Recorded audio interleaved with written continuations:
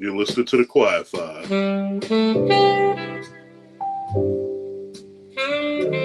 Get your scotch, your cigars, my nigga all.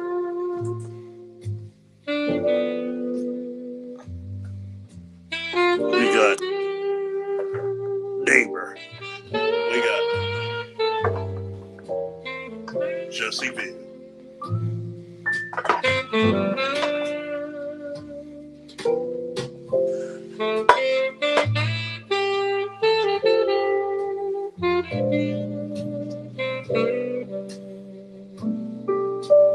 I'm late, has some technical difficulties.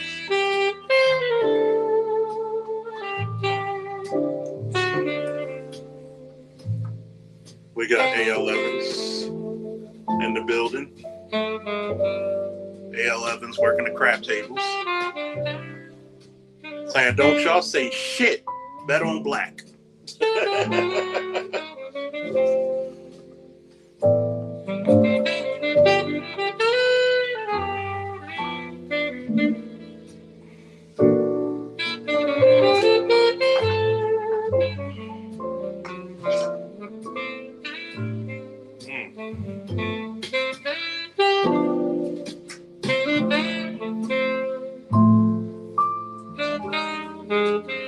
That shit classy as shit, isn't it? That's that late night.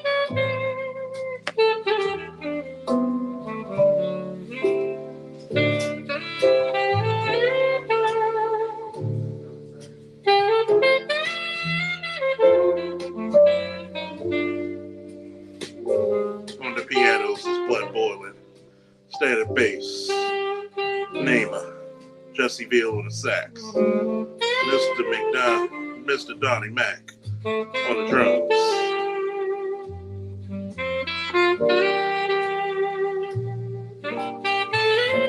Don't forget, security by Black Lions Security Firm LLC. We're also working with Jesse James Transportation Extraordinaire owner A.L. Evans. His motto is, if the check bounce, so will you.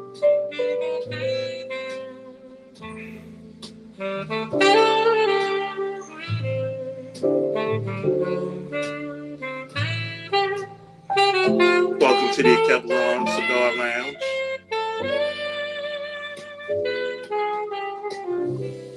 Tonight, Japanese whiskey on the house. First shot on me, second shot on you if you don't pay up.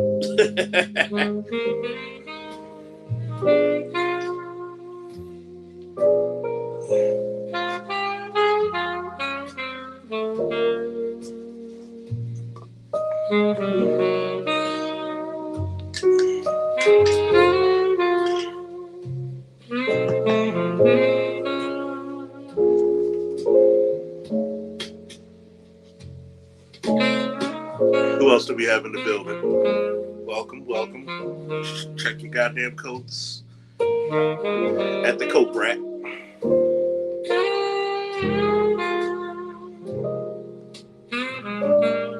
Don't forget, we got Jesse Veal's people, making some good old-fashioned seafood along with my Baltimorean brothers. We got Kells. The birthday celebration continues. Aries month, baby. April 1st, baby. Alright, did I tell your ass, get off my shoe, boy? Get the hell, I told you, get off my shoe. Get off the shoe.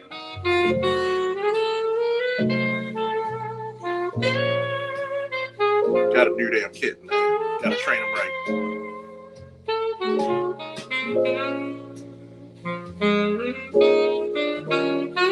Hey, Cam.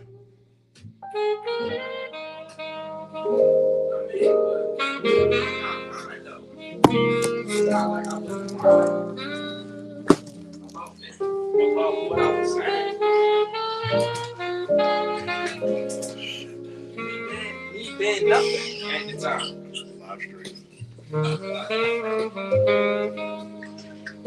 Said what? Like that.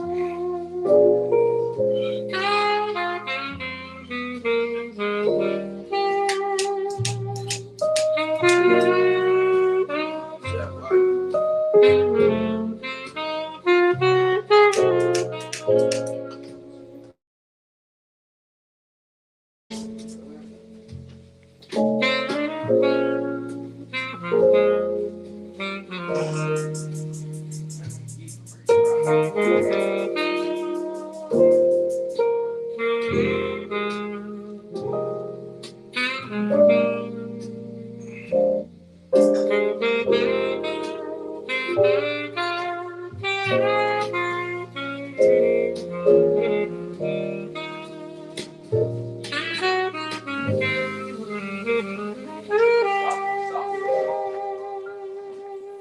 Shabba-dabba-doo-doo-doo.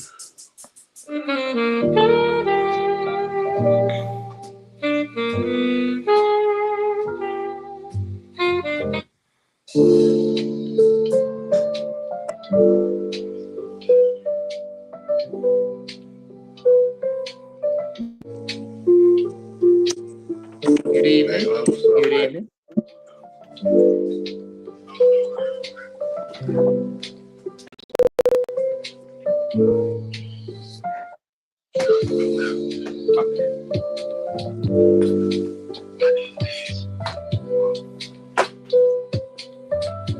One second.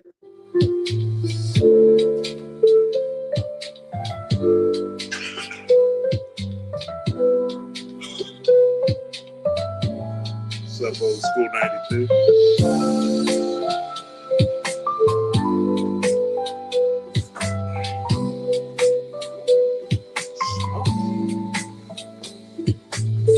Hey, I gotta rep this T-shirt.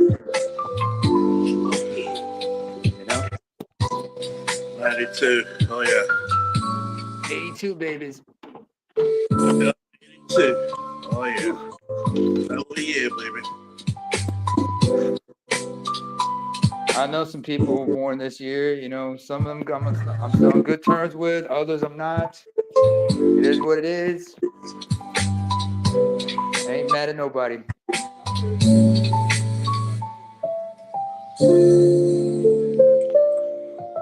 It's all love.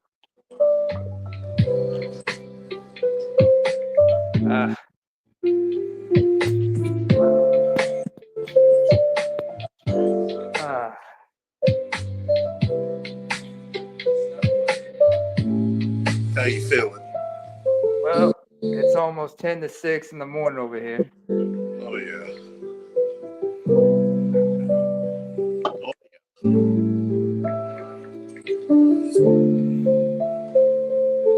So I know it's like, you know, you got people getting up, getting ready for work in the morning on a Thursday.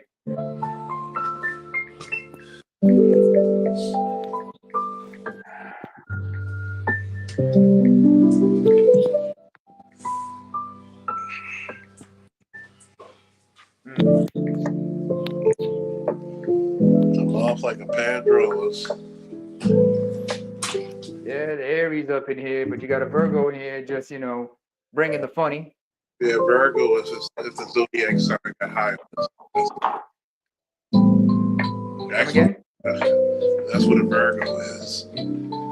Virgos are like if the zodiac, they're laid back people. So it's like if the zodiac sign got high, it'd be Virgos.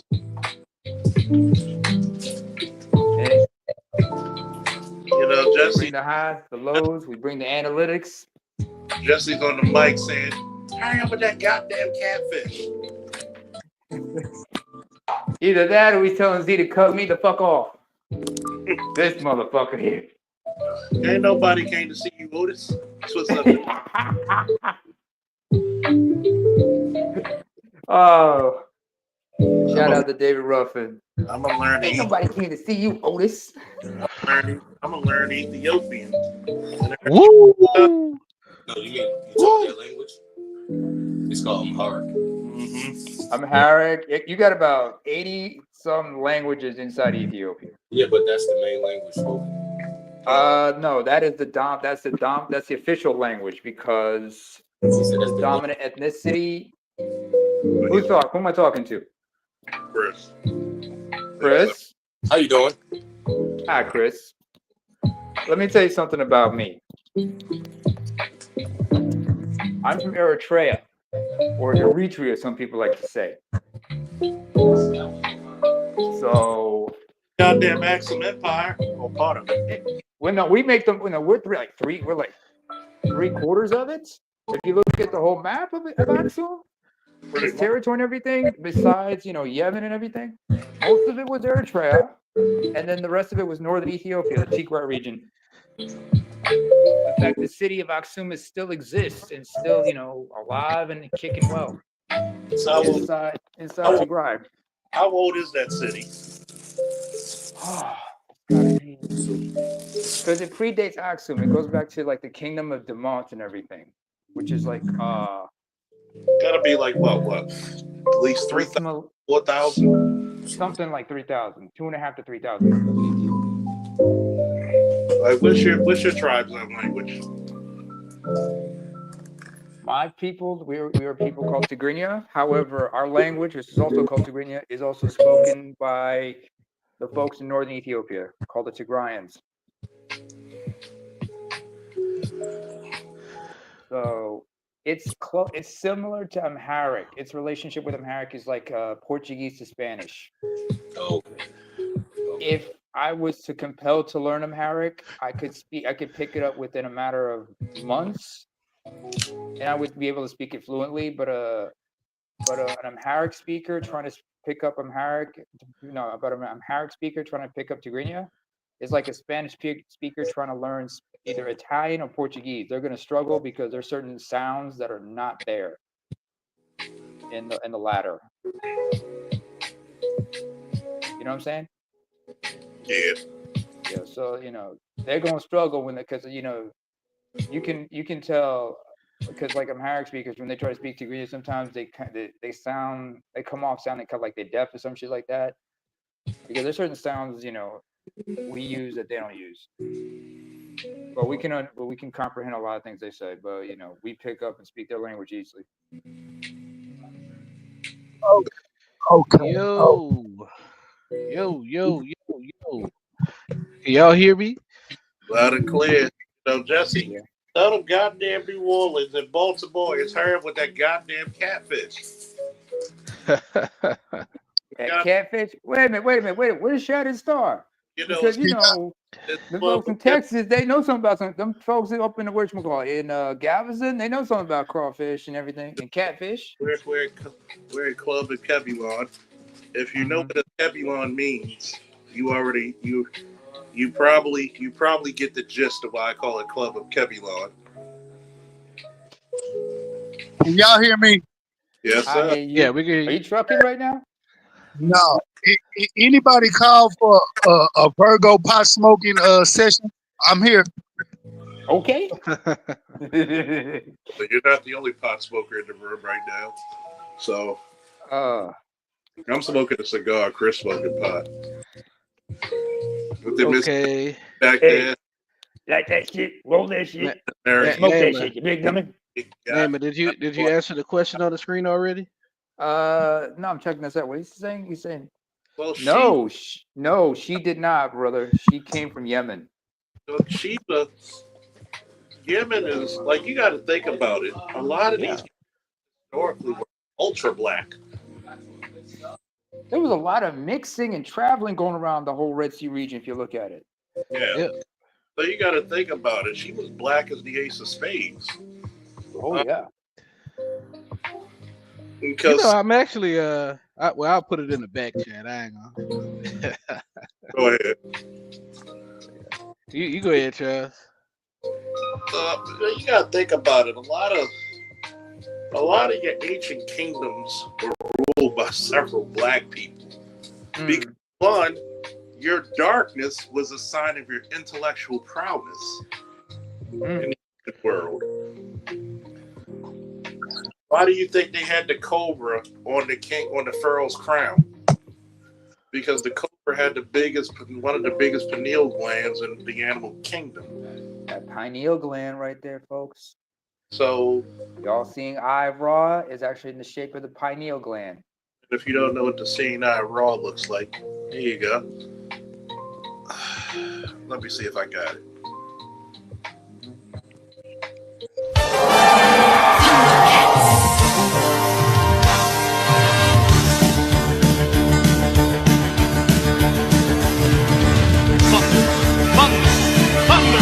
Thundercats!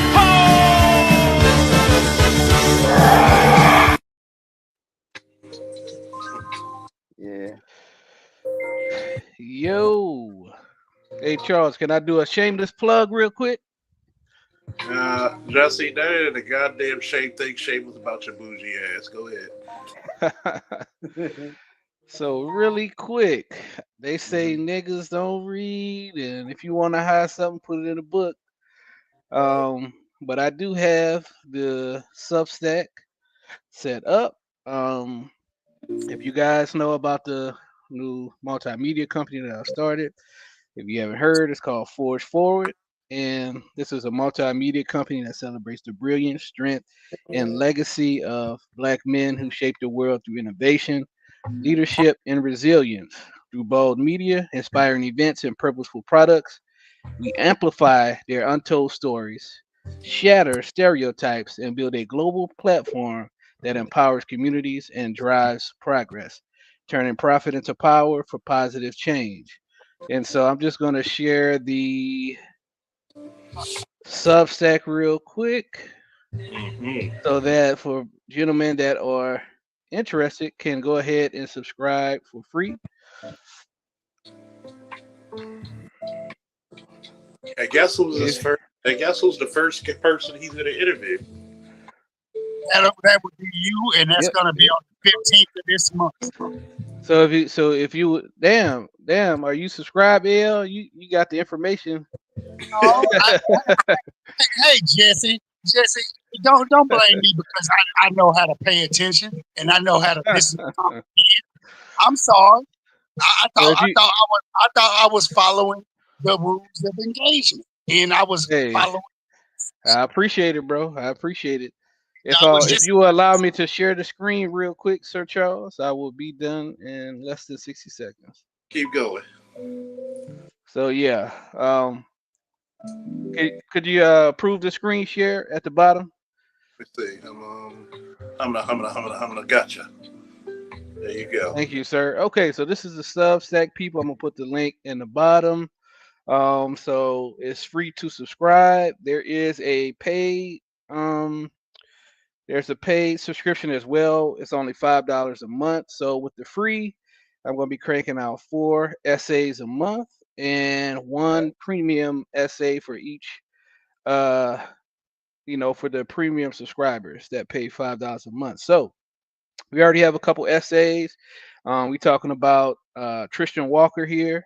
That's the first essay, which is the brother that created a multi-million-dollar company, Bevel, which was a revolutionary shaving kit for Black men that significantly reduced the issues with the razor bumps and everything like that.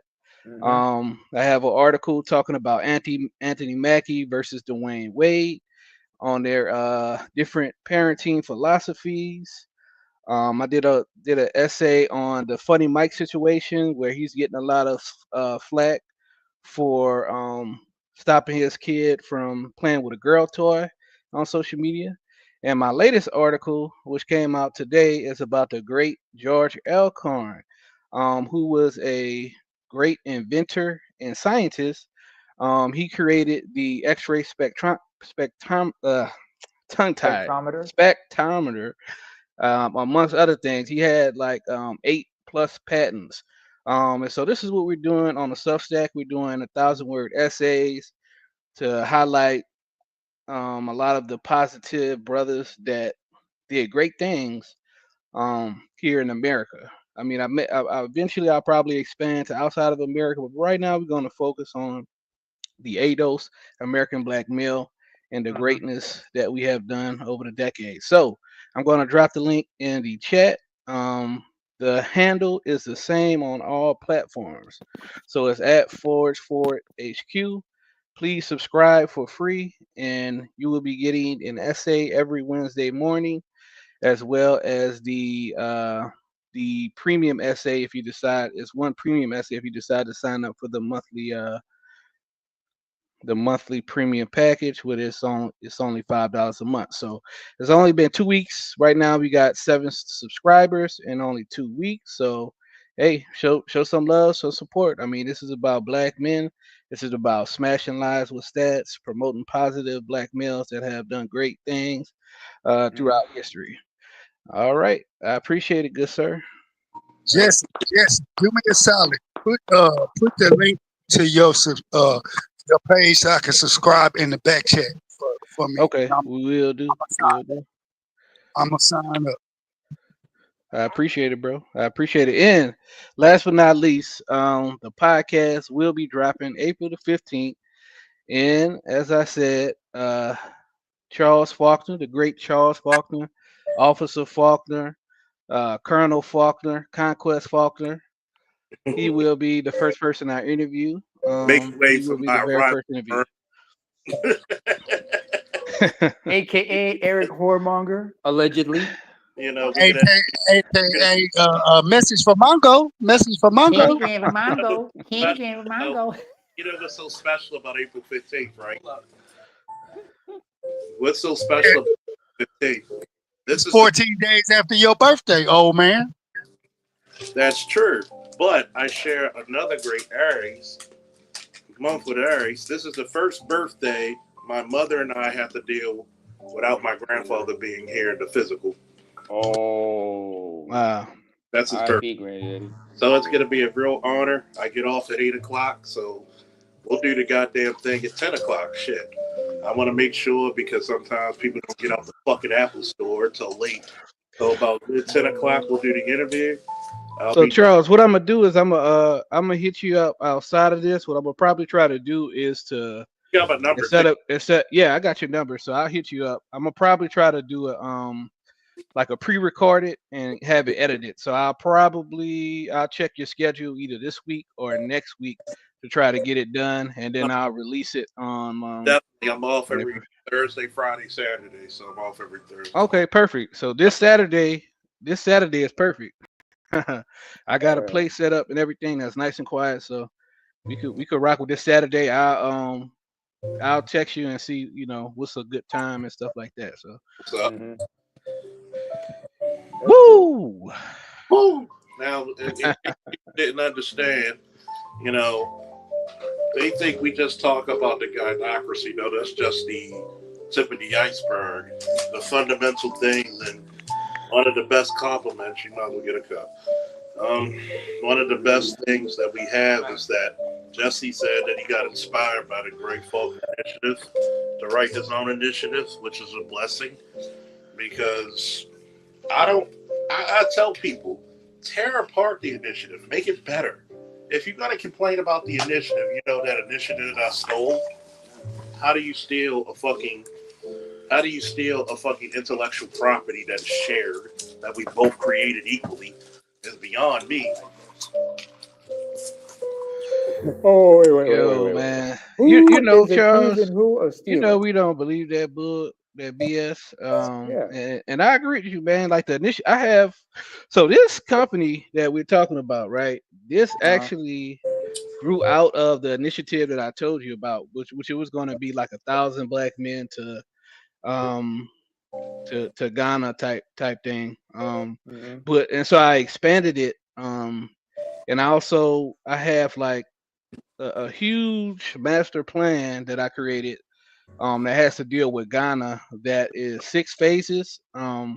I'm actually in the process of Thinking of a master plan. yes sir, yes sir. So it's kind of so with the Ghana thing, you and BGS inspired me. So I actually took a little bit of yours, you and Gray Faulkner's, and kind of remixed it for like other things. You supposed Um, to. and I took a little bit of the plan that BGS talked about that him and his group did in 2000s about bringing retirees to God. Ghana. So but I compose it. So I basically combined like 6 different plans together, but they all have synergy. You know what I'm saying? They all Mhm. have synergy, and so yeah. And I had to show one of my godsons because shout out to my boy Mike. You know he's still in. He had his coworker and Sir Cameron, this young squire, got to see the God of War, the King of Faulknerdom. I gotta trademark that shit.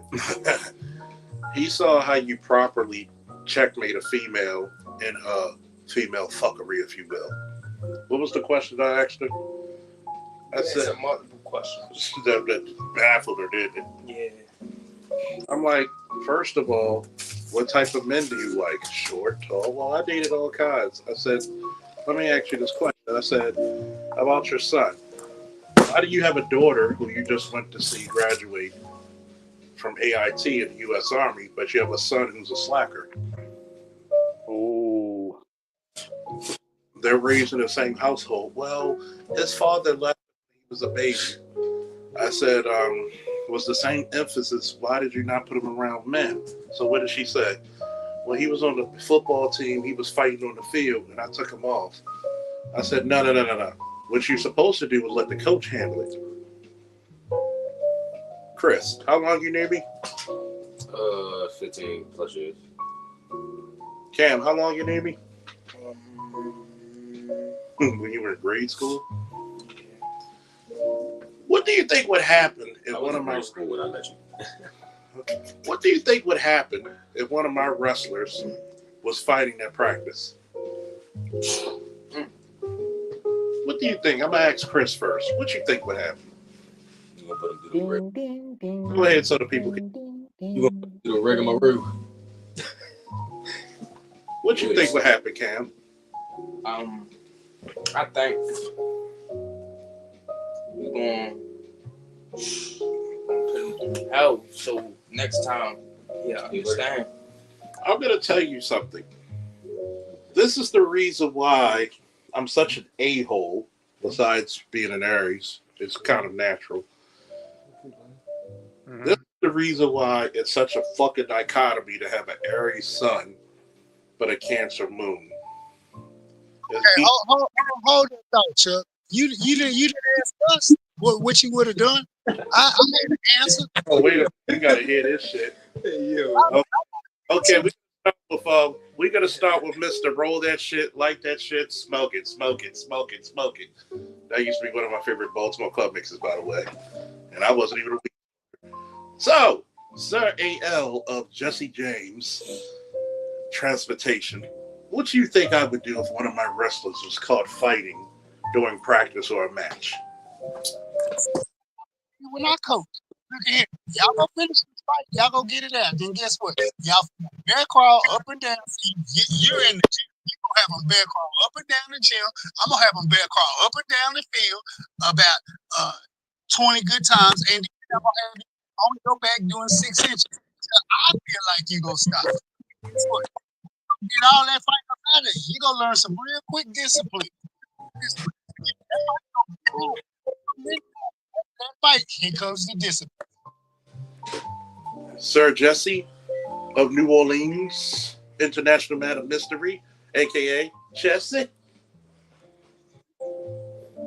What do you think Coach Faulkner would have done? I have 2 possibilities that I think you would have did. I think either one, you would have said, okay, y'all motherfuckers want to fight, then y'all got to fight me. Or number 2, I think you would have made them fight until they was ready to pass. Like, no, they think they done. No, keep fighting, motherfuckers. Keep fighting. Yeah, because Surnamer of the Axum Empire. eventually they gonna stop. Well,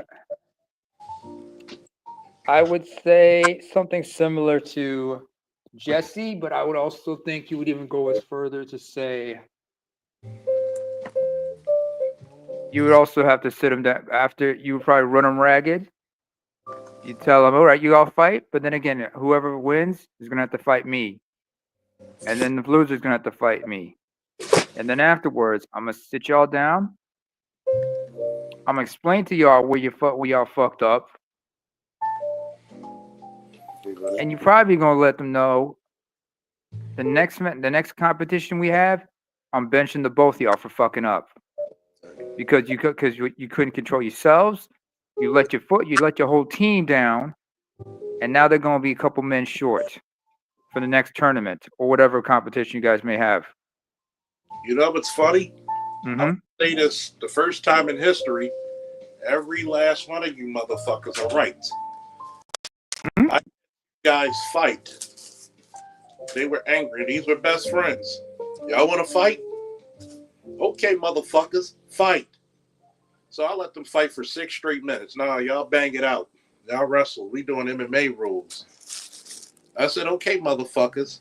Y'all done? Yeah. Both of y'all fighting me. Give me hell. Because I'm going to give you pain. So when I beat their ass, I said, oh, y'all still want to fight? The whole team jumped on them for about 3 to 4 minutes. Run the gauntlet. Run the gauntlet. We should look doing it wrestling. And I said, the only part you can't hit is their face and their neck. From the shoulder down, everything's fair. No rabbit punches, especially to the back of the neck and everything. You can't do that. From the shoulder down, no necks, Mhm. no kids. So you know they were pissing them off because I made the whole team run extra. Then I said, you got one time, and I'll suspend you 2 matches, which is very important for regionals. Mm. I said, go ahead. Do you think the head coach going to deny me? Go tell Tree. Oh, he'll take you off the team. Mm. Try me. I'm going to show you what power is all about. I'm a legacy bitch. I'm literally a Hall of Famer as a coach and a wrestler. Try me. You know what their parents said? Mm-hmm. Thank you. Do it again. You know what? You're not only just a Hall of Famer, you were trained by one of the best coaches ever, Larry Brown Sr., God rest his soul. But I'm sure Coach Brown, who never cussed, like you said, would have done the same thing. If you fucked around like you did. And I'm probably sure you learned the hard way not to fuck around. Well, we fucked around and we found out. That's why we Yeah, don't fuck around anymore. yeah. And to be Because benched like that, you guys had to, and I understood. Listen, you're gonna fight like that. If you're gonna show like that in practice, I can't trust you when it's competition time because I know you're probably gonna flip out. So get that shit out your, sit your ass down, think about what you did, and get your heads on straight. when the students look at you, Mhm. shit. What the fuck you? Goddamn cat! Goddamn cat! No, come on, get up. How old is the cat? Is the kitten? About 10 months. No, he's his birthday. Well, his official birthday. With his official birthday. Well, I gave him Josh's birthday, August 20th. So, but he's just a big boy. He's got the best genetics out of his litter. Okay. Trying to figure out where this motherfucker dead. Oh, I finally found it. This motherfucker took an iPad, just fucking with it. Like he started changing my shit. He started looking up the weather. The fuck are you looking up the weather for? You're a house cat. Wait, you got this cat a scratch pole? SPCA. He's officially adopted. His last No, name. you got him a scratch pole. Scratch pole. Thing that Genetic He's scratch a pole. scratcher, but he doesn't scratch. That's the You're funny. gonna need one eventually, because just so he doesn't tear up your furniture and some shit. You need to make sure that you got some of the things he's gonna need. If he's gonna be more of like a house-oriented cat or shit. He's got a scratch paw, but you know, I'm getting because this is how smart this little motherfucker is already. Mm-hmm. He was messing with my shoes, right? And I said, hey, get off of that. So you know what he did? He grabbed one of his toys and started chasing it around. All right. So he's smarter than when he gets on. And let me tell you what I did one time when the guys pissed me off during a match, during a duel meet. Mm-hmm. They were fucking around, playing around, not paying attention, not warming up. I said, okay, in front of their parents, in front of the athletic director, oh, y'all gonna hit these 50 push-ups. Go. 1, 2, 3, 1. And the parents looking at me like, oh shit. Because you never saw anybody get smoked on a match, right? And Nope. the other team, like, yeah, we can't fuck around with that, coach. They like, so you gotta think about it. Gotta reflect the car, man. Reflect the car. I be forgetting. Shit, I'm surprised you never thought about re-enlisting and become a drill sergeant. Well, here's a story I never told y'all. You probably run all I was supposed to go to drill sergeant school, but I reneged. I would have been a sergeant major like my boy Murdoch, because drill sergeant would have boosted me up. Pretty much would have been automatic. All right. But the number one reason why I didn't go to drill sergeant school was What? I found out Angie was pregnant. I was never say kids. And I'm not going to be on the trail if my son doesn't know me. Excuse me. So I'd rather fight crime than fight war, and I could go see my son than come back home a year later and this motherfucker walking. I miss all that shit. Okay. I see. Double war. Little peanut. Baltimore City, just run.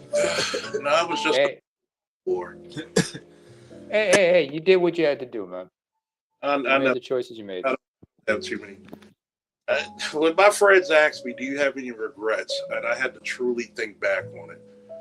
I truly don't. Were there different decisions that I could have made? Possibly. But it's like, if I didn't leave the department, I wouldn't have had my security firm. I wouldn't have been able to protect all these celebrities and get my name out. Aries gang. Woo! You think Baltimore police got it worse than any other police, like Cali? Because you know, like LA police, bro, they crime out there is crazy. Well, you got to think about So when it much comes. Well, ask the question so everybody can hear it. Make it fair. What did I have? Do you think Baltimore police have it worse? Crime about the crime. Oh yeah, I said, do he think Baltimore police have it worse than police like Memphis police, Los Angeles police, Chicago, I'm gonna answer that. New York Honestly, PD, NYPD? you might as well turn this into a panel, and also millennial / Gen X / Gen Z questionnaire for the Faulkner man. The beautiful thing about being police in high crime areas, got a picture of all this shit. I was reading the names. Yeah, conquest. Make way for my arrival, Worm. Let me put it to you this way: if you're a police officer in a high crime area, you can police anywhere. It's like if I take a Marine from L.A., even though they call them Hollywood Marines, and where my father went, Paris Island. Guess what? A Marine is a Marine is a Marine. They're gonna kick ass anywhere you send them. It's like you should be fit enough. You should be smart enough.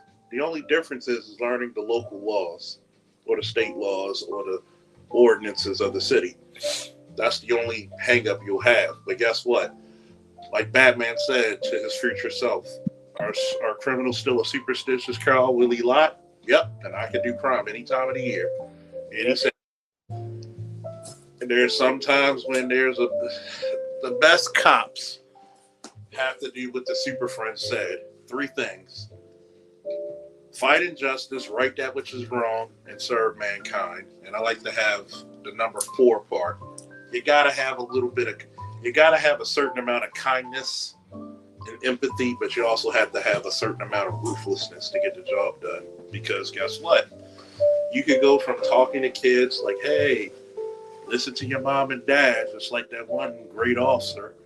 He went from talking about kids of what's the importance of wearing your seatbelt and listening to your mom and dad, and he had to snap, doing an active shooter, take his AR out, run 500 yards, and gun that motherfucker down like the hero he was.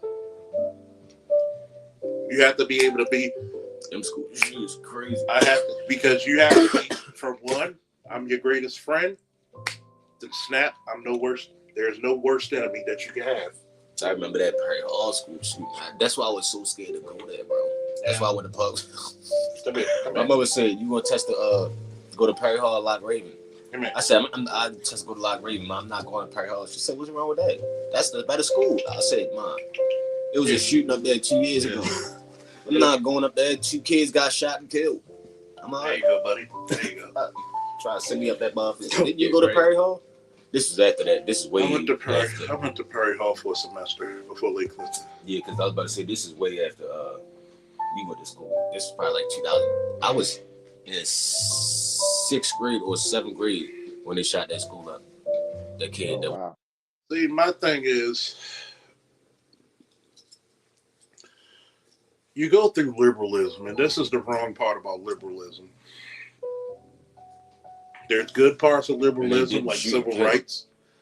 There's bad part about liberalism, like wokeness and DEI. How did I shoot that killed 2 students? You should have people, and this is the one concept that a lot of people in the police and military don't understand, and even armed security.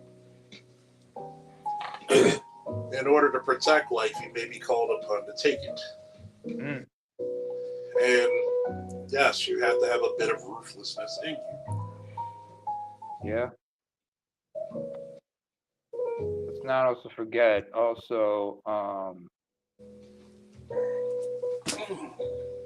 you need to have like a good rapport with the local community. What I mean is, if you're on good terms with the locals, you have a good relationship with them, you show respect to them, they show respect to you, they'll work with you. Oh yeah, I'll give you an example of that. See, he comes back for more. I remember it was an ex-boyfriend who was very abusive, threatening the daughter and the mother. And I had a nice conversation with the young man on the phone. I said, "This is my adoptive family. Whatever you plan on doing to them, I'm going to do to you 100-fold, which means 1,000 times." I said, "I'm going to sit right in front of this. If you want to have words or if you want to fight, I'm going to butcher you. And I'm going to smile while doing it." That motherfucker never showed up. So when we had a blizzard, of course, Impalas, which are the worst fucking patrol cars you could ever have. That's why you see all fucking SUVs now, which I suggested 15 years ago that happened. All-terrain vehicles, they can deal with any type of weather. It was her family that pushed my car out. Okay. I paid back in full. Yeah. That jazz music is hitting, isn't it? That jazz music is really very mellow. I mean, but then again, you've been such a bad influence on me. I'm almost tempted to want to pick up a cigar and a cognac. No, are you allowed? Are you allowed? I can't, man. You know me. What is it? He's a Orthodox Christian, right? Yeah, but it's no the thing. Yeah, my thing is like I was never into smoking or drinking. My father once told me that was the one thing he was grateful for with me, that I never drank or smoked. I kind of wish your father was alive. I would have loved to have a nice coffee and a nice. I know y'all thing over there is more hookah. No, it's not hookah with us. It's actually traditional coffee, but But my dad, they would be sitting in a coffee shop, just like he and his boys would be sitting in a coffee shop, just talking, whatever, having the discussions like among men. I remember when we were growing up in KSA, like, they would meet up at a certain coffee shop, and if anybody got a chance to come home, and this is before the internet, somebody would bring with them like copies of like of some of the newspapers from back home in our native language, in our native writing system of Giz, and they bring them and they share it among them, and they'd be reading it and just like, oh, so that's what the deal's going on back home, huh? Mm-hmm. And just to remember, just seeing, your old writing system, you get all nostalgic, and next thing you know, they're all chopping it up, just talking about. Kind of similar to BlurCon. Like you have ex-gang members, ex-cons, police officers, soldiers, military. Oh yeah. Businessmen who love anime and comic books. Some got their weed, some got their fugs, aka cigarettes. That's Baltimore lingo. My cigars, we got our drinks, we pass it around. Everybody got a bottle, so we pass it around. Like we would do, which is funny. It'd be a round table outside. The first round of shots, let's say it's my bottle, which is cognac. The second round of shots is somebody got this exquisite vodka. The third round of shots is going to be tequila. And we just talking about good old times and shit. They were like, I can't believe I'm sitting next to a cop at this convention. I used to run against you. I used to run. I used to burn you motherfuckers. I said, shit, I used to clothesline you motherfuckers. They were like, wait a minute. There's one particular group of people that's missing from this conversation, and Charles. Who's that? The bail bondsman.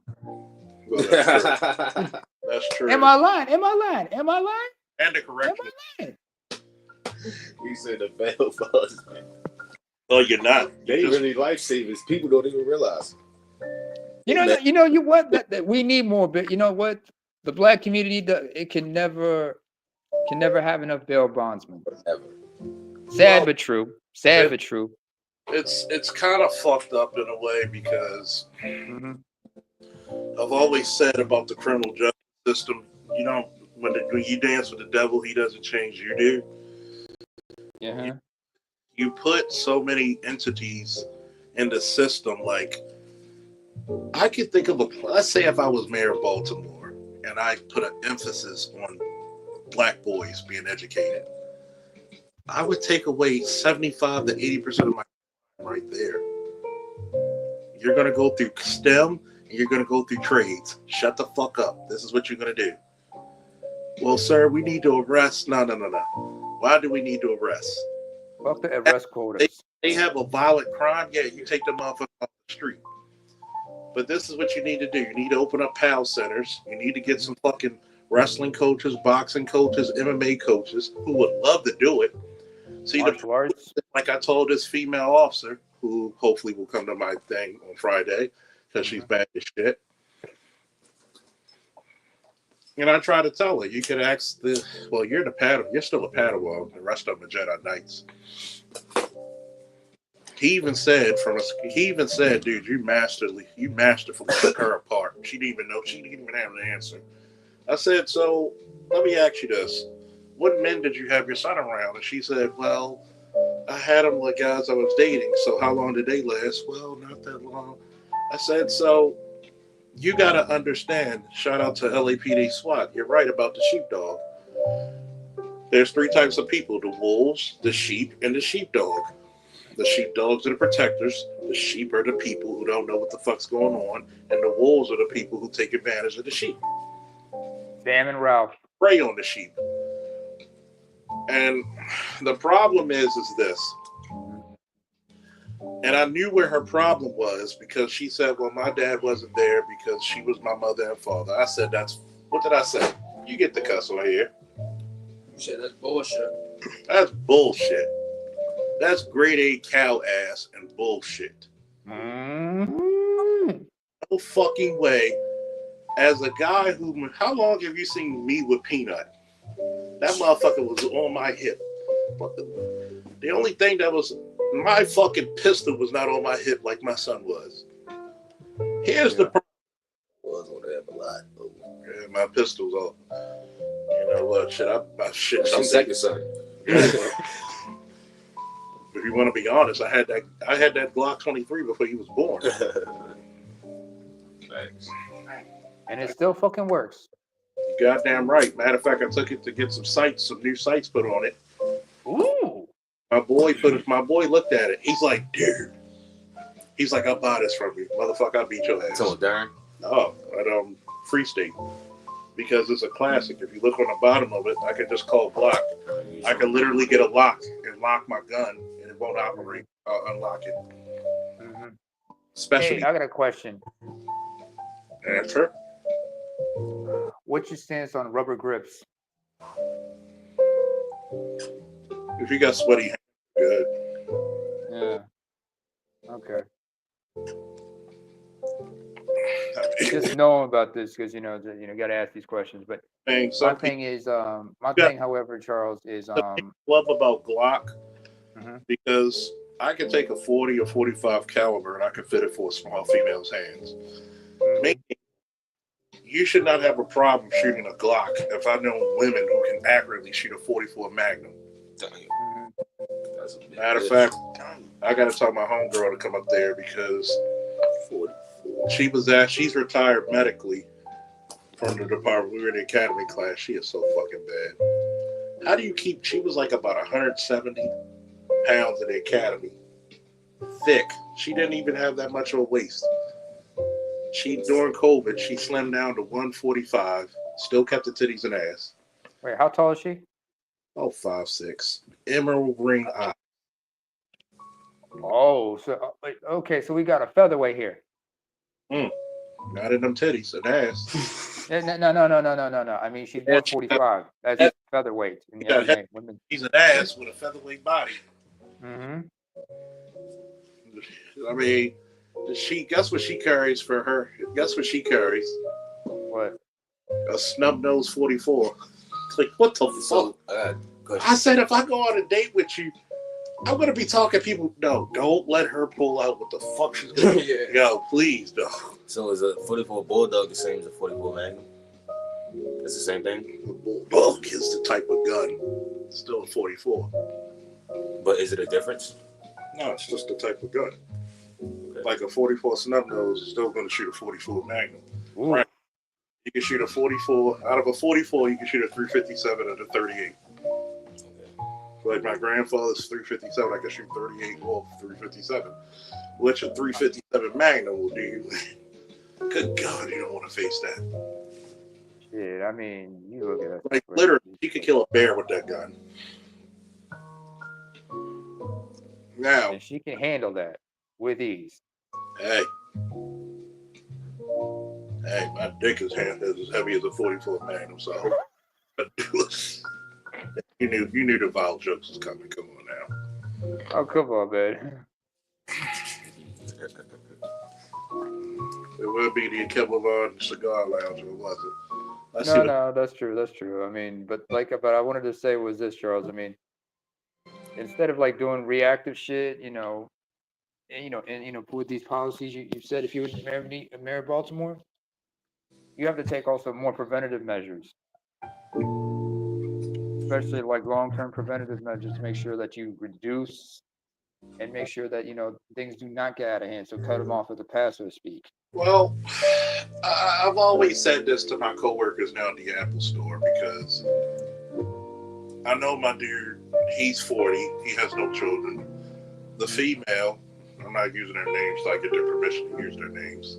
She's formally married because I just the first day of working with her and how her demeanor was, I said, you have a close relationship with your dad, don't you? She was like, how you know? You're too much of a dude. You understand men too well. You like being around us. And you respect masculinity. That's why she said, no matter what happened with me and my ex-husband, I will never deny him his son. Yeah. Said, what the fuck am I charging you child support for? That's just as much as mine. Take care of your boy, just like I'm taking care of him.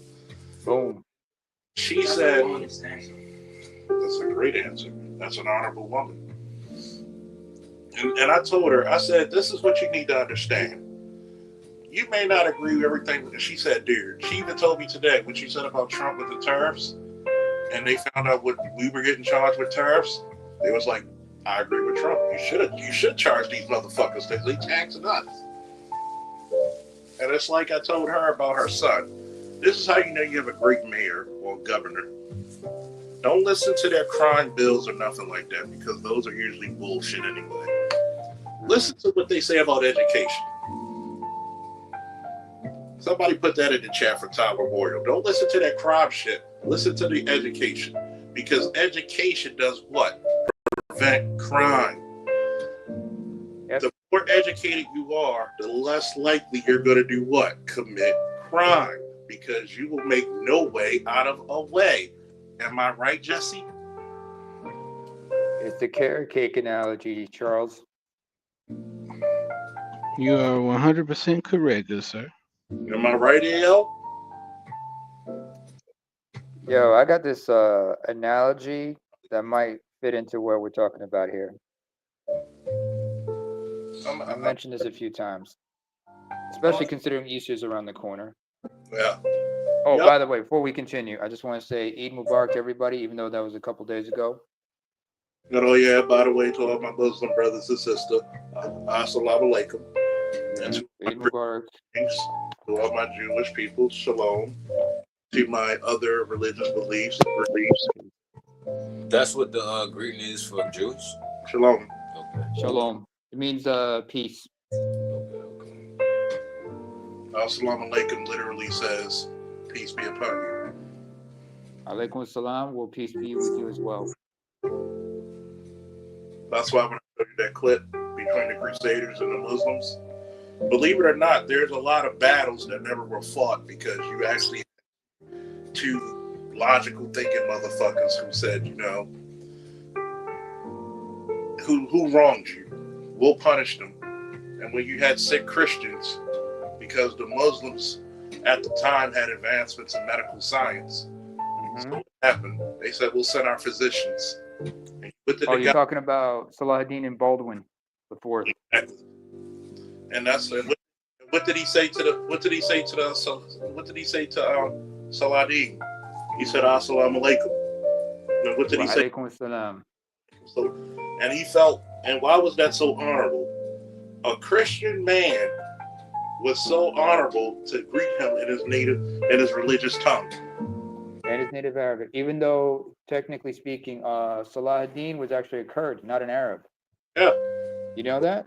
His native tongue was Kurdish, not Arabic, which is a Aryan language related to Persian. Yeah. But think of how honorable that was. You want to see honorable? I'll give you a couple more examples in that movie. And one of my boys was Syrian. I remember we chopped it up about this on his birthday like a year ago. You gotta love it. And by the way, if y'all didn't notice, my birthday's April 1st. What's your birthday, Namer?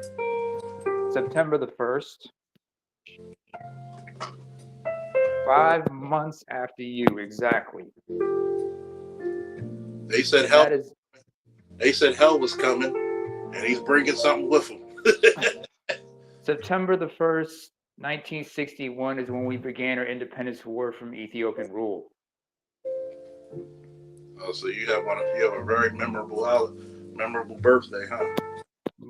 Somebody looked at me and said, "Why weren't you named Awit, which means victor in my native tongue?" And I said, my grandmother wouldn't allow it because given how devout of an Orthodox, she said, no, we're going to give him this name because he was born under the feast of this particular saint. And of course, my father also says that he named me after a late friend of his who died in that war. So I understand. It's kind of funny because the older you get, when you sit at that round table of lawyers, one of the most humble things you get is when you start counting who's not there. Every year. I got a chance to talk to a good friend of mine about that, but that's another discussion for another time. But I want to mention this. When you listen to the conversation between when the armies met at outside Karak, And Baldwin was face to face with Saladin. The way they talked to each other, Saladin said, I pray that you shall move aside and let me handle this situation. And he said, I pray that you have a safe journey back to Damascus, or I swear that we shall all die here today. Do we have terms? Saladin took stock of everything and said, yes, we have terms. And he said, Renan Chateau will be punished. I swear it. And of course, as an act of good faith, he said, as a show of gratitude that justice will be done for what had happened to his sister and everything, he said, I will send you my physicians. Because, leprosy was like a really, Baldwin was plagued with leprosy. That's why he wore the mask and, his hand was messed up. But another discussion, but you guys have to remember another scene also that happened. It was after they retired from there. The scene where another gentleman, played by an Egyptian actor, came to the tent and asked him, why did we retire? And he said, God alone determines victory. God alone determines the ways of battle. And then Saladin went back and said, well, God does determine the ways of battle, but also God also determines the conditions, the availability of water and the lack of disease. How do you expect us to have a siege with the enemy behind us? Both Baldwin and Saladin understood that while they were in power, they had to keep the fanatics in check. Because both in Islam and Christianity, also in Judaism, zealotry is a danger. Y'all know what I mean by that? The fanatics, you cannot have a fanatic ruling, because fanatics, when they're in charge, they become completely zealotry and lack of knowledge and lack of logic.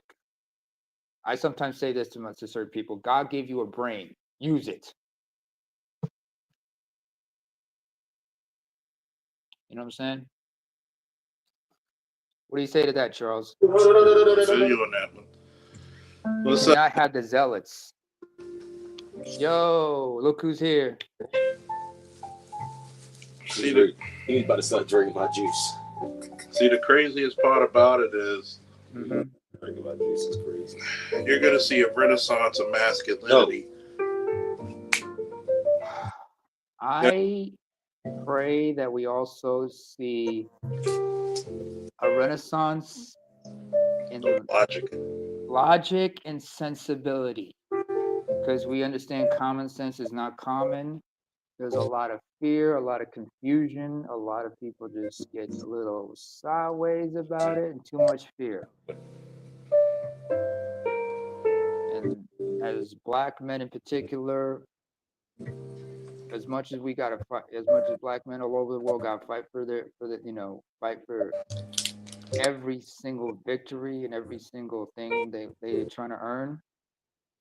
You also got to remember, as H. Rap Brown had warned people before, in America, but also in a worldly context, Black men, but Black people as a whole, can never be afforded individuality. No, you look like one. Basically, this is how the world looks at you. You're one big nigga. Mm-hmm. Whether or not you are high yellow, whether or not you dark skinned, or you look like your mama slapped the black off you, in my case. If you 5'7", you 6'4", you 6'8", you a big nigga. Nigga. That's why I warned people. I said, look, when I try to tell Shorty, I said, let me put it to you this way. Well, I let him pin me when I graduated the academy. I said, I'm happy for you. I said, but I'm going to tell you something. What does BGS always say? Your mother makes you feel better. Your father makes you better. All your father figures are the hardest men on your ass. I don't give a fuck if you did a year in prison. Guess what? When did you stop being a man? I don't give a fuck if you fought in the war. When did you stop being a man? Never. I don't give a fuck if you're going to graduate high school. When did you stop being a man? You don't have the ability. That's why and I'll say it first. My female coworker said it best. The reason why she doesn't like transgender men or drag queens is because she said, I grew up under a man who dropped me off at a market because her mother died when she was young. And her father was dealing with it real hard. And it was about an hour that he left. He got a bottle of liquor, he was drunk, and he had to come back to his daughter. And this is some real shit I'm about to tell you. Nobody sees black men like this. He said, I dropped you off because I was going to drink and I was going to run this car off the road and kill myself because I didn't know it, because I lost the love of my life. And he was like, from now on, I'm going to make a promise.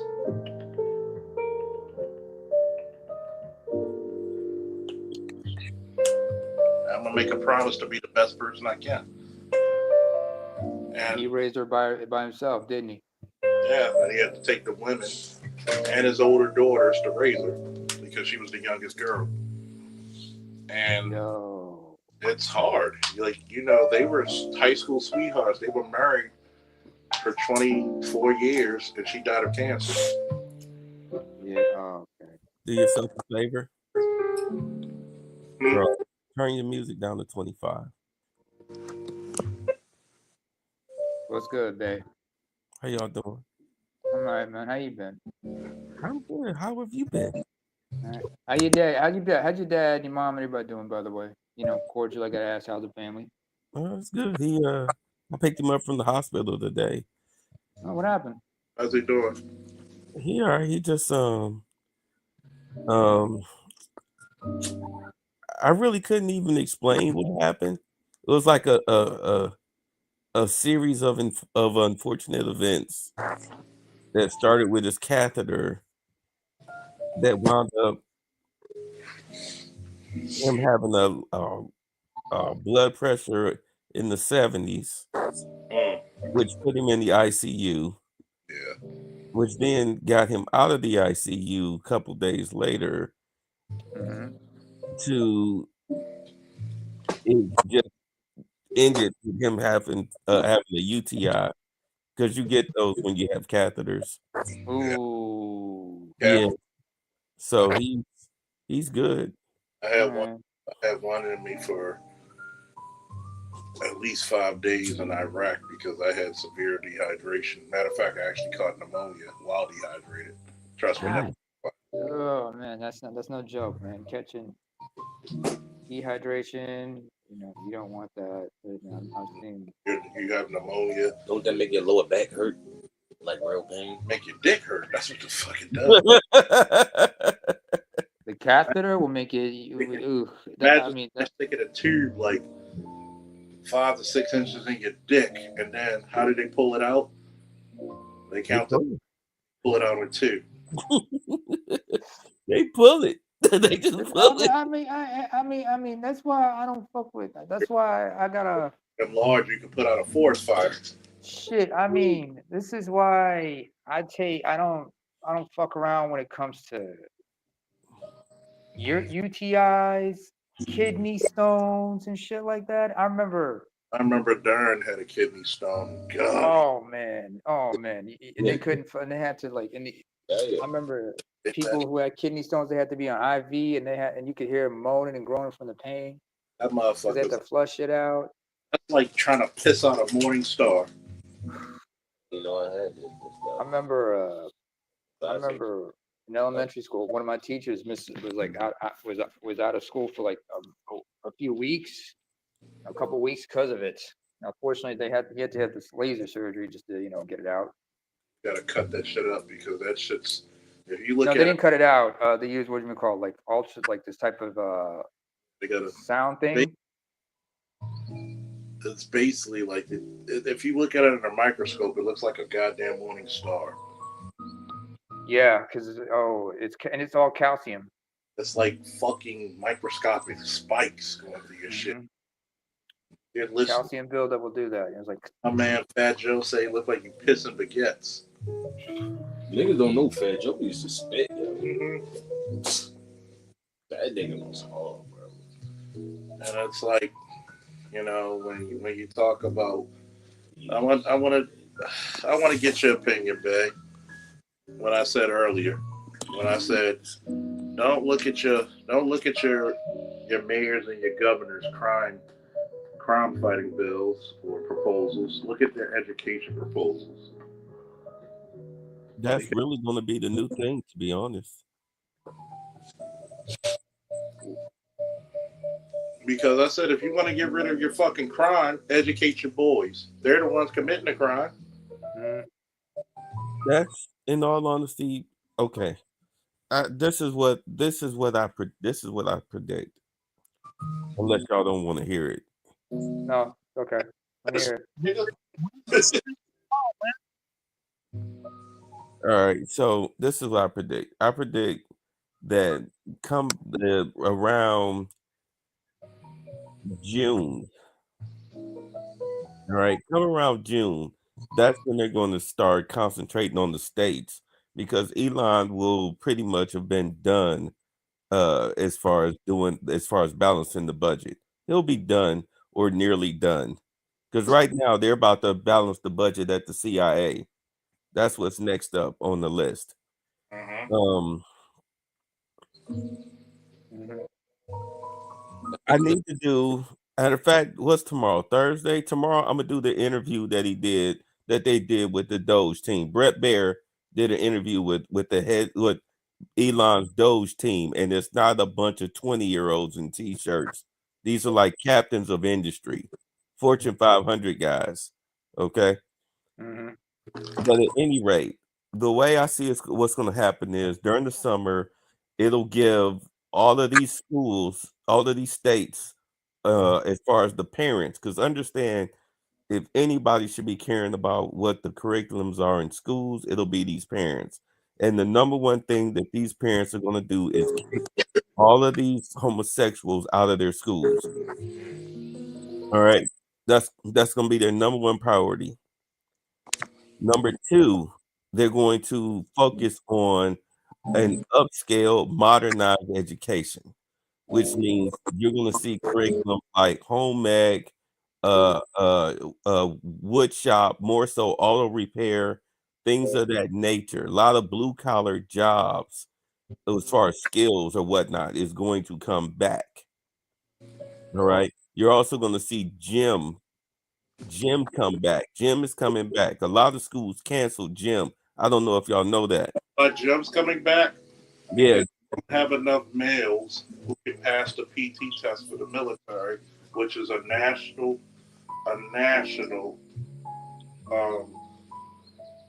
security threat. Yeah. You can't have a bunch of diabetic bastards running around here talking about I'm joining the military. You can't. Wait, no, you can't have type 1 diabetics up in there like that. That's what I'm saying. That's why gym is going to come back.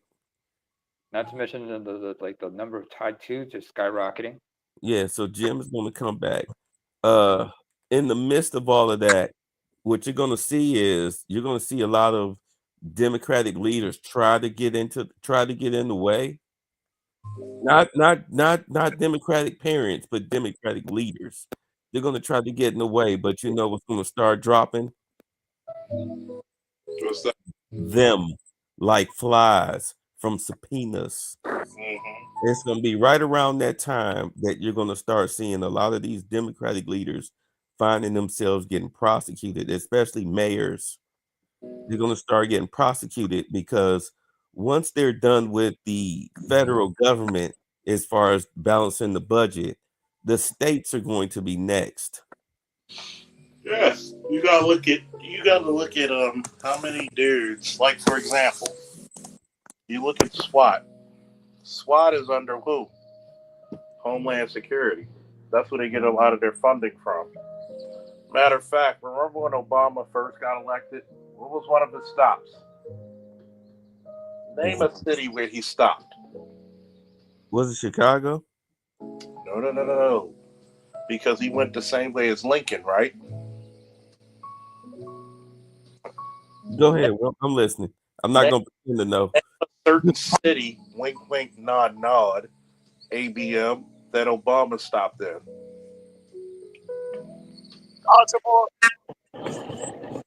We talking about Baltimore here? Happy birthday, Charles. Hey, he stopped here. Yep. Ding, ding, ding, ding, ding. And oh yeah, listen, look at the That was back. good, ABM. Yeah. And let me tell you what happened, right? Little known story. When Obama stopped here, guess who has to come here prior to his stopping in a city? Secret Service. Ding, ding, ding, ding, ding. Guess Obviously. what happened? Baltimore and the Mhm. Baltimore Police Department decided to get rid of their Marine unit, their harbor unit. Oh shit. When Secret Service was doing their, their Security assessment. their pre-sight of his stop, Okay. and they said, "Where's your Marine unit?" Well, we got rid of that for budget reasons. They said you got 24 hours to reenact this unit, or we will have you indicted because that is federal money that we give you from Homeland Security. Wow. Ooh. So they were stealing the money. Somehow, some way, that unit came back. Because Of course, they steal the money. They embezzled that shit, yo. Come you're on. telling me you're getting Homeland. The reason why you have these units, these tactical units, change their name officially to SWAT is to get Homeland Security money. Did y'all know that? No, I didn't know that. And you got the number in the back chat, right? Yeah, I got you. If you ain't doing nothing Friday, show up to the cigar lounge. Shit, I'm always working, man. I'll be there in spirit, though. Right. Smoke one for you. So a lot of these things that come to play, think about it. How important is it to have a harbor unit when we're a port city? Absolutely Very necessary. important. What was the time? Remember a few years ago when they found $2.5 billion worth of fucking fentanyl in Baltimore Harbor? Yep. You need to have a harbor unit there to make sure, that none of that shit is being imported in to the Not to harbor. mention First of all. invaded. What's another unit that should be always present at the harbors of Baltimore? The Coast Guard. Coast Guard. Ding, ding, ding, ding, ding. But where's most of the Coast Guard concentrated in? The coast. Yeah, but which areas of the Atlantic coast? I mean, in Bay. Everywhere you got a coast, like Baltimore, the Chesapeake Bay, Chesapeake Bay. Where are they most? Where are they usually the most active at? Virginia, the coast of Carolinas, Florida, of course, the Florida Keys, Florida Keys especially. New New York, Gulf of Mexico area. NYC, Southern California, Southern northern Washington, off the port of Alaska. Mm-hmm. Yeah, all entry points, all access entry points, especially close to yeah. Here's a little tidbit, right? Mm-hmm. A lot of people don't know this. When they had a sniper shootout, did you know the Coast Guard snipers outshot the Marine snipers? Ooh. I mean, because they on that water. But you got to shoot a 12 by 12 box on a go fast boat from a helicopter, and you can knock the engine out that motherfucker. You nice as a bitch. And you've been training for that for quite a long time. So when you got that drug intervention, hell, I even wanted to put my name in that fucking Marine Time Enforcement for the. But I don't know. I might try for it since there's going to be a need for it. Let's see how my body holds up. Well, your boy just turned 43. I'm still strong, but, like my man said, being in the military and law enforcement, we beat our bodies up for goddamn how many years?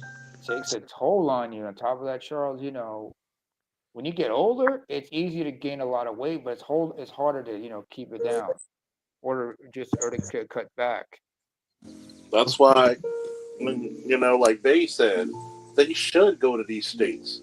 What's your education look like? They're the number one place, and people shitting on Elon. Elon, guess what?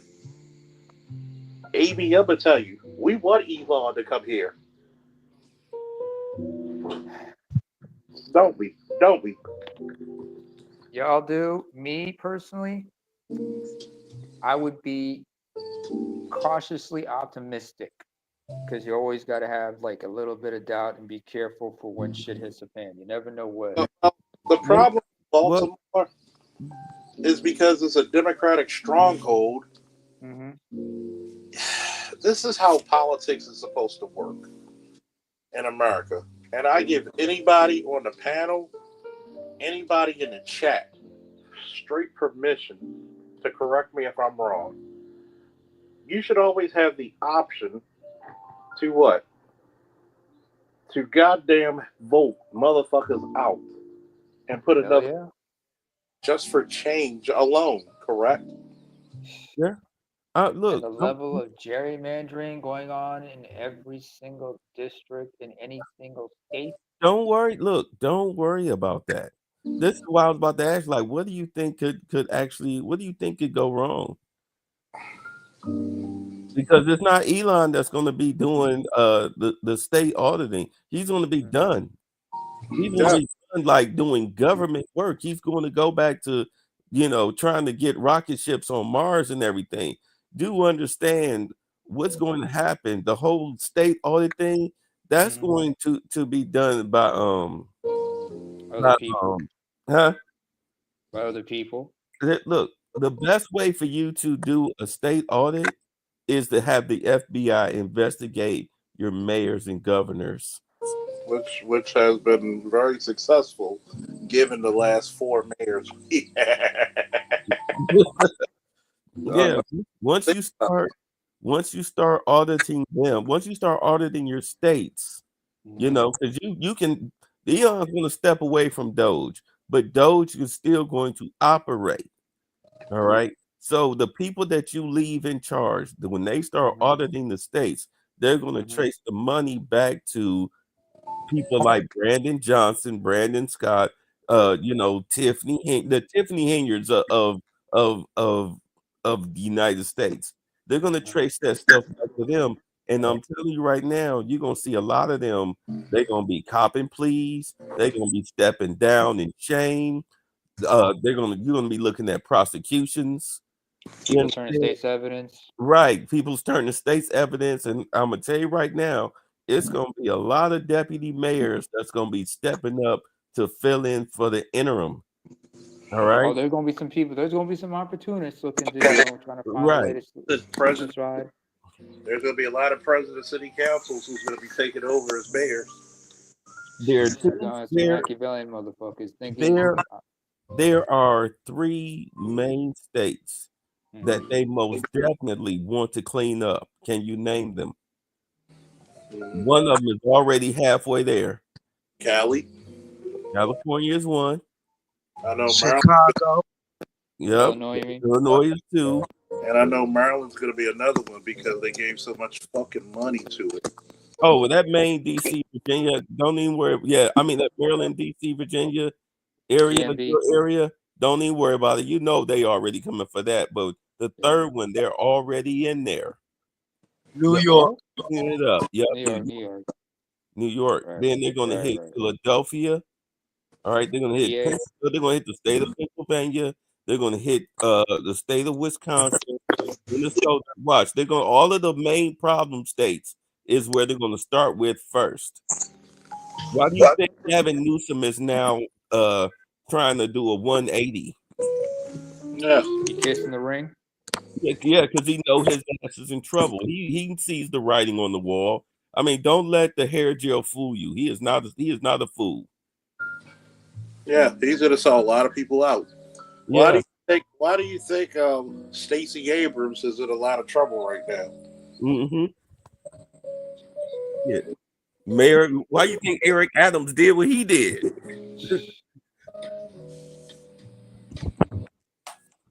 This is He not want his job. stubborn, huh? He want his job. He ain't no fool. Because here's the part. Don't be surprised, Houston. Don't be surprised, Houston. No. Because who's your representative? Who's your representative? Houston. I'm in Central Texas. He's in Austin, yo. All I know is Sylvester Turner. He's no longer married anymore. So whatever you wanted to come after him for, he's been gone. They got a whole nother mayor up in there.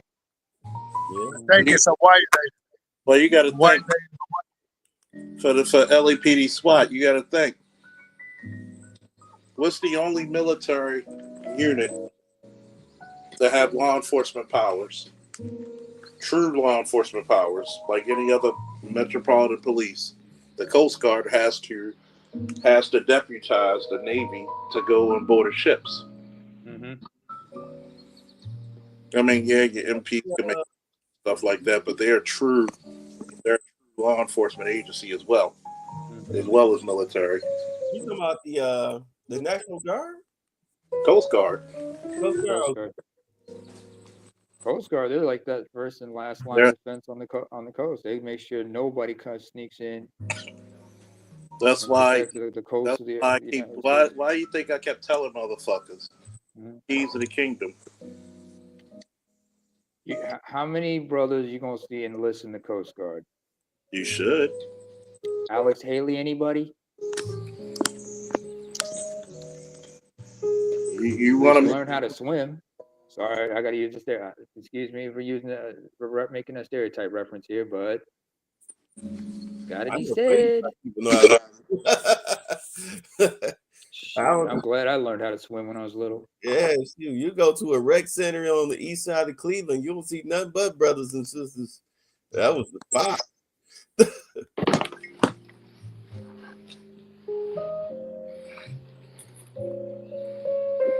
Well, you got to look at what happened. You know, it's that's why I never knew that was a stereotype, because niggas learned how to swim for years. Yeah.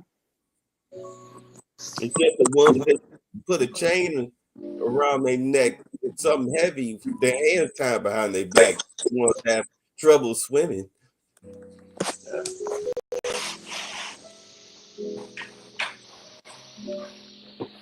I guess that went over y'all head. Nah, I hear you. You good.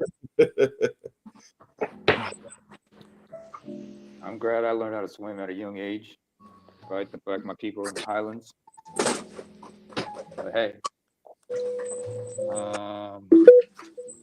never forgot how to swim. But just like you don't forget how to ride a bike. Called the late parenting. Hey, teach a kid to tread water, but what happens? Your fathers, they did a study, right? Yeah. They said if you roughhouse with your kids become more confident, more bold, more daring. Yeah. More risk-taking behaviors. Which you kind of need for certain professions. Oh, absolutely. But they also have to learn how to assess the risk they're taking. They can't just go in there recklessly. I understand fortune favors the bold, but who's the parent? Be calculating. Who's the parent that actually keeps kids, basically risk takers, but keep them in line? Which parent? Wow. Dads. They teach the kids how to have fun. I mean, that's why when you're roughhouse and you're like picking them up, throwing them out, you're letting them test the limits of how far they can go. Let me give you an example. If you ever had a cat, what's the first thing a cat's going to do when it comes to your house? Hide somewhere. Going to hide, and it's going to do what? Mark its territory. Scope the scene and see how you are, to see if your personalities match. In 2 to 3 days, what's the cat gonna do? It started venturing out. They're gonna survey. They're gonna explore. Explore the area. The cat was like a little boy. Basically, he is a little boy. From cat years. Guess what he wanted to do? He wanted to play with me. Guess what he was doing when he was playing with me? What? He was testing to see, one, who's the leader of the house, because a cat knows who does everybody else follows, right? Mm-hmm. And then two, he's learning what can I do and what I can't do. Mm-hmm. I yell at him about what he's about to scratch. All I got to do is say his daddy, he'll stop. So if I'm training him while he's still young, when he becomes older, what is he going to do? He's going to know the mentality of the house. Yep. So if I get another animal, guess what he's going to do? He's going to be like a bottom bitch and keep that cat, that one in check. Even if it's a dog. I remember Macho Picchu, when a dog came to the house, that motherfucker grabbed it by its face and slammed it to the floor. So chill out. How old was this dog? How big was it? It's a pit bull. We talking about Justice here? Nah, Justice was cool. No, Justice. How is Justice? With God. God rest his soul. She had to be put down, cancer. Oh man, that's the worst. So when you have men in the house, mm-hmm. How many crimes? And here's another thing. Why not incentivize two-parent homes? Two-parent homes. Or shared parenting? Housing breaks. Mm-hmm. Because I can damn near show you how much your kid is going to be a criminal, most likely to be a criminal, if there's no father in the home and no father figure around. That's how important fathers are. Yes, indeed. I mean, do you agree? I more than agree. I mean, I remember mentioning this documentary series. Although you guys got to take everything in it with a grain of salt, called The Biology of Dads. And they had this experiment where you had like researchers were watching this couple through a two-way mirror check out how this toddler was interacting with both mom and dad. And they saw how they both interacted with how they, and they had and they were like showing how the kid was playing with dad, unlike with mom. And they noticed that, with dad, he can roughhouse. He's learning. When dad is talking to him, he's not talking like a baby. He's talking to him like an adult, and talking with sarcasm, with wit. And the kid was like learning new things, but when they saw him playing with mom, he was like, "No, I want to play with dad." Now, most moms feel kind of upset, feel a certain kind of way about that. When the kids want to be with dad, they want to play with dad. That dad's the fun parent. Mothers got to understand, no, it's nothing against you. It's not that they hate you. Don't get your ego in the fucking way, mom. Understand, dad has to prepare. What dad is doing by playing with them is preparing them for adulthood in a way you cannot. The problem with also is like mothers, when they see the children, they see that child as an attachment of themselves, like an appendage. Fathers, they see, because I get why moms do that, because you birth this individual. A father, when they see their kid, they realize, first of all, that is another person, another human being. Yes, that's somebody who shot out of my dick, but that person, this is a whole human being, and I got to prepare them for adulthood. Because There's a difference between looking at a child as legacy versus nest. Yeah. Because a mother will be like, well, my baby, I'm going to feel sorry for him. A father is like, I'll be damned. Shit. Even if you don't have children and you've been the father figure for your niece, nephew, cousins, stepchildren, whatever, the phrase fathers will use is, I'll be damned.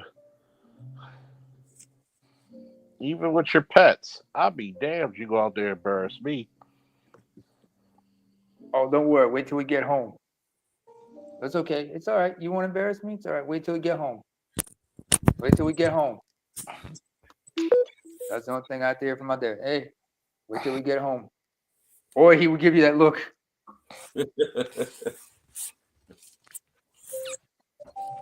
Hey, I don't know if you ever heard this, but when my father was still alive, every time I called him, whether it was Father's Day or, well, fuck that, fuck that. When you're the oldest, your birthday is actually your parents' own personal Mother's and Father's Day, because the day you were born was the day they became parents.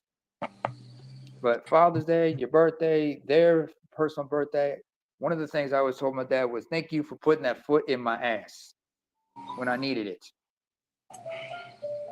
Was it necessary? It wasn't always right, but there were times when it was absolutely necessary. I understand. You may not agree with it, but it was needed. Hey, I understood when I got older, especially when I see because up here in Norway, you cannot, manhandle your kids. You can't discipline your kids like that. And how do your kids act? Oh, there's some sneaky little shits, but then again, you realize, there's other ways to deal with them. Because go ahead.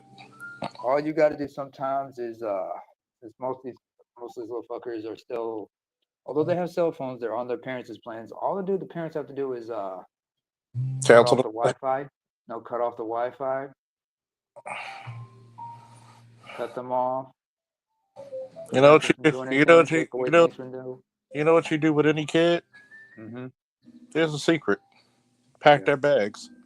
Exactly. Pack your bags. Put their bags at the front door. Fuck you gonna go? Fuck you gonna go? Well, I don't know where I'm gonna do. So guess what? Mm-hmm. I'm King Kamehameha, this motherfucker.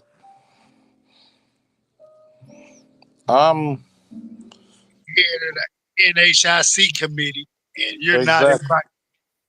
invited. Exactly. You know what?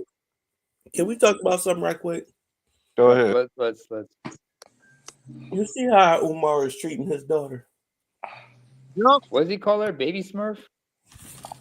Outside of that, That's a nickname. I think I understand exactly what happened. Tell me if this doesn't sound like this is what happened. His first baby mama, that was the one that he made all these little romantic promises to. We're gonna get married, all of this, all of that. And then he started going on the road. He became Dr. Umar. Dr. Umar, right. And he had all these women throwing themselves at him when he first started out. He messed around there, and that's how he got his second baby mama. And his first, who wasn't really his baby mama, that was actually like his girlfriend. You know what I'm saying? Yeah. They was living together. That was a bit. Yeah, they was like a real life couple. And when she found out, that's when they got into that physical altercation where he put his hands on her. Mm-hmm. Wait a minute, they had an altercation. Nah, I'll tell you what happened. Hold on, that's a great theory. Oh shit, I thought you was done. Let me know when you're done, brother. All right, we got paid, then we're gonna give it to Jesse. So when he got kicked out, because keep in mind, he never filmed at his own house. When he got kicked out, he had to go stay with his mama. That's why when Lennon Horner keeps showing that messy room, that was all of the stuff that was either already there or stuff he had to, move in. Because again, she kicked him out. He had to go to court. he wasn't allowed to see the child without, adult supervision because, he put his hands on, he probably messed around there and pushed the little girl away. And she probably got hurt in the process. There's really no telling, but a physical altercation did occur. So ever since then, if you notice, Umar never had his own place. You look at that gym, that it was like a photo of the gym. It looked like all of his worldly possessions was in there because they couldn't fit in his mama's house. And he's been living off of donations ever since. But go ahead. What do you think happened, Jeff? Well, I'll say this. I think Dr. Umar is a good, an excellent orator.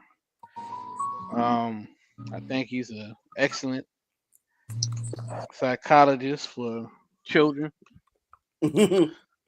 But of course, I don't agree with the pandering for money because that's what he's doing. I mean, if he was a true simp,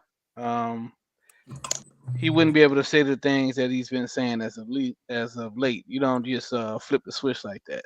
Now, to get on the point of what happened, what I think happened very simple. First chick, he they were in a relationship. She was on birth control and she stopped taking the birth control and pretty much baby trapped him. Second chick, same thing.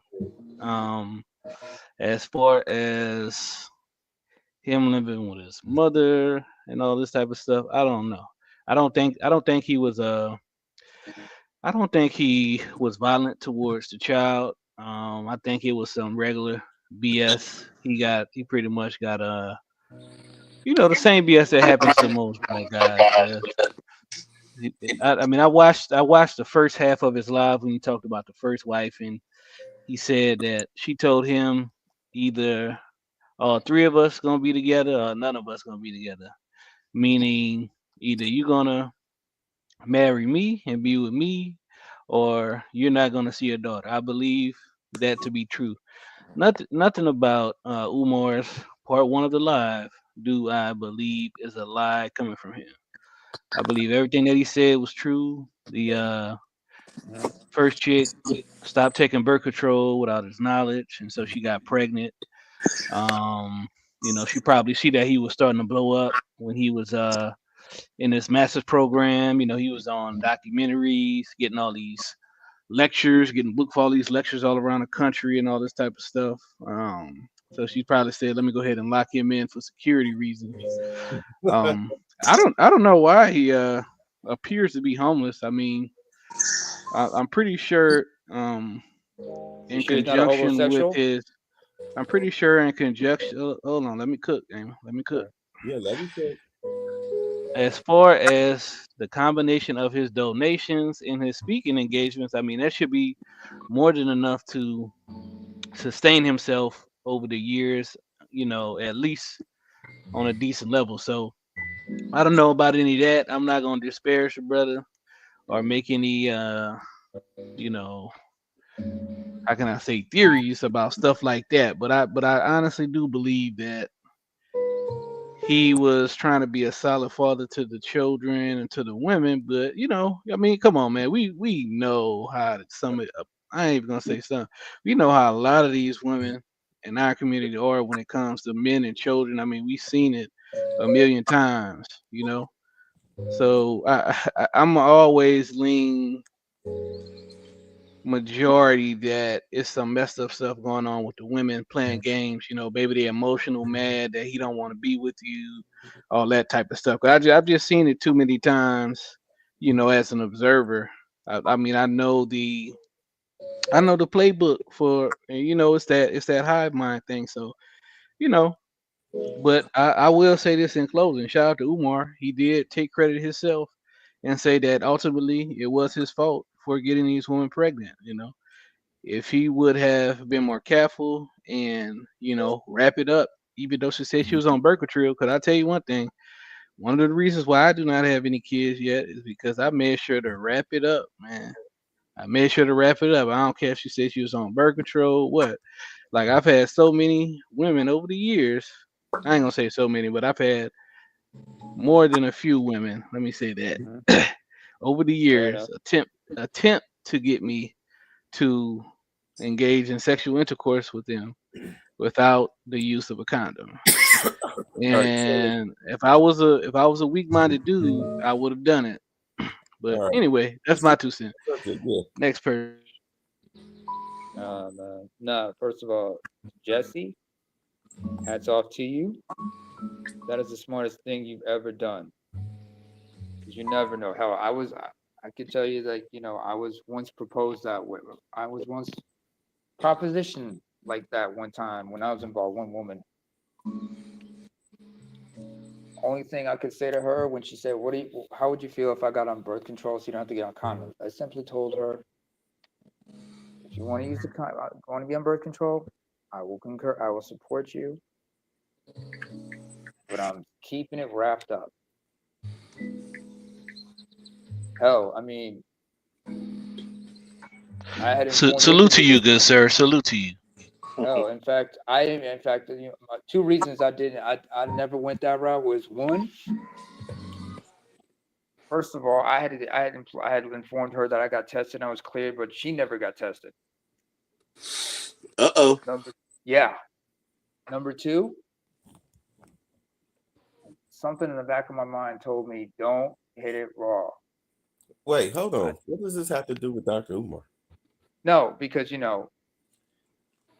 she was, because this individual I was involved with, we kind of got a little serious, and she was like really having that fever or rabies, as y'all call it, and it could have got ugly for me, and chances are I could have ended up deported. So I'm glad it didn't work out.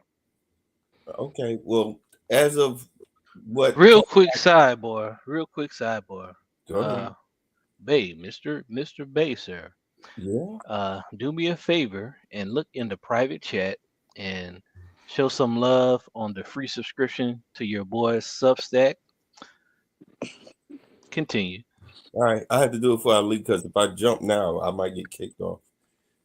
But I got you. So what Umar said today was very contradictory to what you were saying. He said, and do understand this was long before he was on Hidden Colors. Long before he was on Hidden Colors. I mean, nobody. Excuse me, contradictory to what I said or what Jesse said? What Jesse said. Oh, This okay. was long before he was on Hidden Colors. He had already talked about the issue that he had with his first child's mother.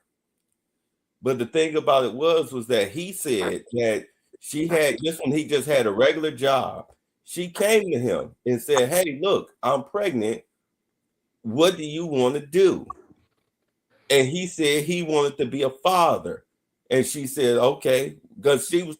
This is what he said today, or at least what Lennon played that he was saying, talking about his daughter holding that stupid belt around him, saying that she came to him and said, "Hey, I'm pregnant. What do you want to do?" He said, "I want to be a father." So she said, "Okay, I'll keep it." And then, of course, promises were made. You understand? It wasn't until later, once he started becoming, you know what I'm saying, what we know was Dr. Umar, back when the baby was born when he was just Jermaine Shoemake. The second baby wasn't born until he was Dr. Umar. Are you understanding the timeline now? Well, let me say this real quick. Because what woman is trying to trap some dude that's barely making what $15 an hour, if that, talking about being a school counselor? Like, what Well, is? I don't know. I don't know how much money he was making, but I do know he had 2 bachelors and he was in the master's program. But if you look at the timeline, As a school the counselor, the child should have been born. The child should have been born maybe 2 years before Hidden Colors, if I'm not right? mistaken. So what? So What? 2 years, but at that point, um, before Hidden Colors, he was still, like I said, in a master's program with 2 bachelors.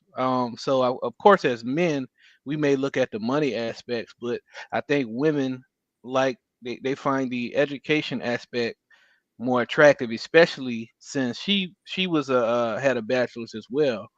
That's one of the things that a lot of black women look for is another black man that is at least on their level or higher of education. But and I'm gonna say this last thing, and I'll let you go. It's not really contradictory, because he said both of those things. Both of those two things could be true. If you watch the whole video, it's like an hour. He does say that he wanted to be a father anyway, but he also does say that she was on birth control and she stopped taking the birth control, and that's how she got pregnant. So I think it was a thing of him being a Pan Africanist and black nationalist. It's like, okay, well, I'm not gonna kill um a black child, especially if it's my child. I'll just go with it. But I think what happened was, okay, was he realized that she wasn't wife material, and he said this too. That's why you got to probably, even if you have to put it on 2x speed, watch the whole thing. He also told her, hey, I want to be a father, but just because you're pregnant doesn't automatically mean that I'm going to make you my wife. Just because you have my child, it doesn't automatically mean you're gonna make wife. And I agree with that. Hey, if you get a chick pregnant, that don't mean that you wife material and that I should wife. You know, if you're gonna do me dirty, I'm not gonna wife you up just because you're pregnant. Well, go ahead. Okay, so You're hitting her raw, but she not wifey material. right. I mean, like, you're supposed to be My Mr. nigga, y'all married, my guy. Wait, understand the bullshit that you just said that came out of came out of Umar's mouth. You do understand there was a lot of hot fucking air, right? No, I mean I agree with No, what he said. I coming out mean, of that's his mouth. I Coming didn't out of I his didn't mouth. You I understand don't there was I a lot don't of hot air, yeah right? yeah See, I I call agree bullshit. what he said. I agree what he said because I mean myself and most of the people that I know didn't just have unprotected unprotected situations with chicks that we thought were wife material. Dude, I'm just gonna keep it this real. is Umar. Do Umar come across as a credible person who's full of responsibility and love and understanding? Bishop Bullwinkle? I mean, Hell look, I no. don't agree with the man's opinion on certain relationships and the pandering and all that stuff, but I mean, I don't take away his his opinions and beliefs on the relationships and stuff like that. I mean, if you listen to the stuff that he's been saying since this situation has happened, I mean, it sounds very red pill actually. I'm not. It I'm not sounds saying. like a manosphere But is it content convincing? creator. Is it I'm not accurate? saying that Umar is lying, but let's be real. You're fucking a raw, bro. Yeah. They Nigga, were they were you already married at that point. well, I mean that's from I mean, a let's certain just keep it perspective, real. But that's, I mean, a lot of people have unprotected sex in relationships where their partner is on birth control. You A you lot of can't guys, a lot of cross guys fall for that.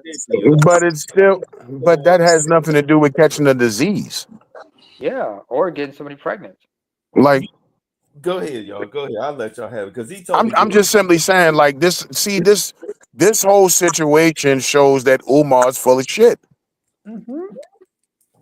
All of that On the shit you line. talk about, the Black Queen and all that bullshit, my nigga. Why didn't you just marry her at that point? Mm-hmm. She Nah, wasn't. I Be the can't agree fucking with that example though. that you She tell us we should be. wasn't white I material. can't agree with that. You don't have to like what his response was. You just need to accept it, whether you like it or not. That was that Wait, man's decision. Man, That woman man. was not so, white so let me material. ask you. Let me What ask you happened? this, ABM. Yes, it was unprotected. Hold on. Yes, it Hold was on. unprotected and whatnot. But she, at the time, was telling him, "I'm on birth control." And all of a sudden, she got off her birth control to get pregnant. No, no. Yes, I'm with no boy. Yes, I do not want to kill a seed that I'm bringing into this world. But that does not exclude the fact that just because I'm bringing a seed into this world makes you white material. It does not. To be honest, I don't believe that she told him that she was on birth control. I think he made that up. Nah, So he just likes to I've hit it seen raw, too huh? many. I've had a similar situation like that happen to me, so I'm gonna go for that scenario. That sounds like a common scenario that many of my network have experienced. The only thing is for me is yeah, very plausible. The only situation with me is I got over on that situation and I learned from it moving forward. So I Let's take, never trusted again. let's take a vote. Never. Anybody who believes that Umar was set up because she was not on birth control, say aye. I This sounds like the child support money dried up. So that's what. Child support money never dried up because he had always stated in that little red pill thing that BGS played. He stated he paid his dues for his kids, both of them. So think about it. That young lady is 22 years old now. So he paid all the way up to 18. She chose not to want to go to college. She chose not to want to go to any trade school. That's what I'm saying. So No. Now that the child support has stopped, she's an adult. he obligated his dang rights as far as what he was obligated to do. Yeah, as that's far what I as said. That's what I said. The child support money dried up. It stopped. He paid what he was supposed to pay. Now he's done. Now she got a gripe. That's what it sounds like to me. The mama got a gripe and she got a gripe because guess what? The only reason why the child has a gripe is because the mother has a gripe because The mother training the daughter. Exactly. Yeah. We see this all the time. Brady trained right up. Yeah, it doesn't have nothing to do with no freaking child support. Hold on. Not one time did that girl say anything about no damn child support. Umar brought that up. She didn't say the only thing she wanted to know was where could she get in contact with her little sister. She didn't care nothing about no child.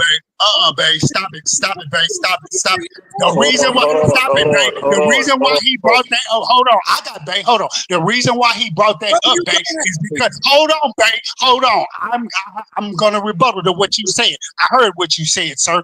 The reason why he brought that up was because she also mentioned he never give up on no birthdays, this, that, other. He wasn't there. That man said he was in that child's life up till she was 10 years old. So he had been doing for. He also said he had attended the first school graduations and whatnot, and he was trying to do for her. And he had her on the weekends and whatnot. And the thing was, that child, when he had her, they were doing fun stuff. But also, he had also said, I was doing fatherly duties too. I would make her do her homework, and because she was being a lazyful person, which entailed let him know that her mom was not on the scene doing her job as a parental parent, making sure her education was being at the forefront when he was.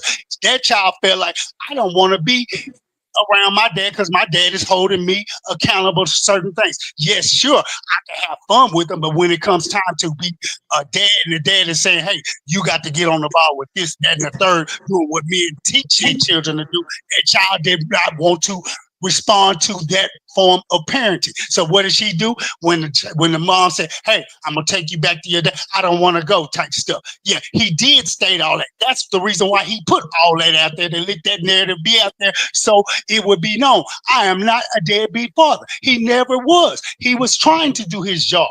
Point blank. And I truly think that you got an issue with Umar. Period. That's just you. That's my opinion. That's my opinion, sir. That's my opinion. Pause. We gotta let Bay rebuttal. Number one, when he was talking about child support, he was talking about the money.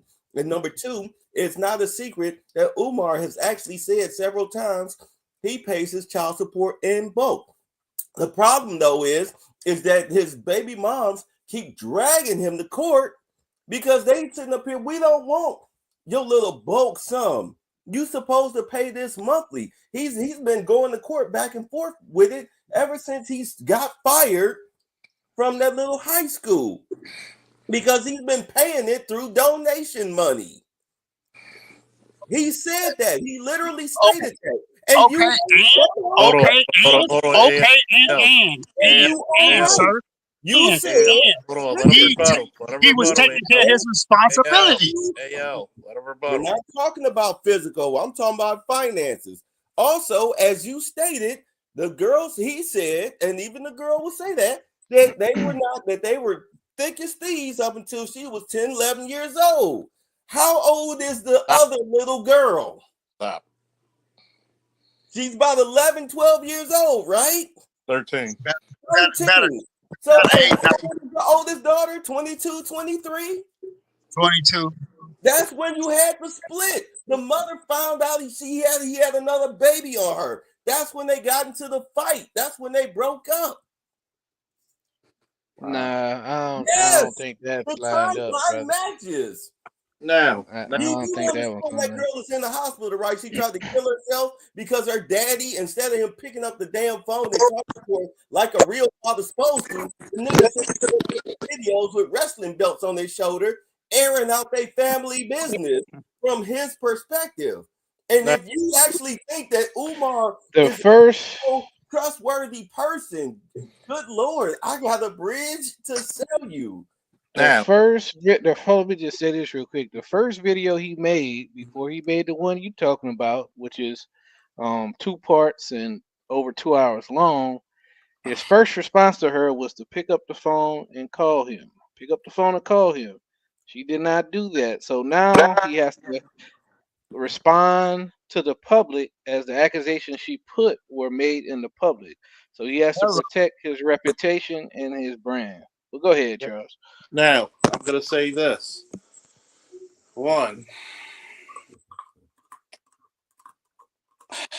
I can see it from Bae's point of view. I can see it from AL, Jesse, ABM's point of view. Come here, little boy. Go to bed. Go to bed, little boy. Go to bed. Go. But Dad, I just want to stay and play. You're gonna get your first ass whooping if you keep fucking with me. Here's my shit, because from the gist of it. Because remember, there's 3 sides to a story. Everybody together, his side, her side, and what? The truth. So the only way you're gonna get the truth is combine all the stories, right? And filter them out. One,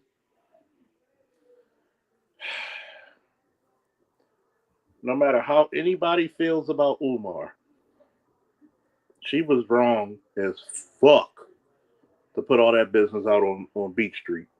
Does everybody agree? Correct. The child, yes. What did she say? Didn't she say she called him? She tried to get up with him. He refused to answer his phone. Anybody that knows Umar knows that he don't answer his phone unless you talking money. He will ignore your calls. And I will say this. A lot of that shit, you could tell that's a lot of motherly resentment. Training. I agree with that. A lot of motherly training in her. Because first and foremost, you talking like bitch, you talking like you were there when we first met. Number 2, anybody who's been a father or father figure knows a child, when they get mad, is going to idealize one parent over the other. Can we agree? True. Yes, we can agree to that. Yes. Oh, yeah. And we got to look at number 1. You really think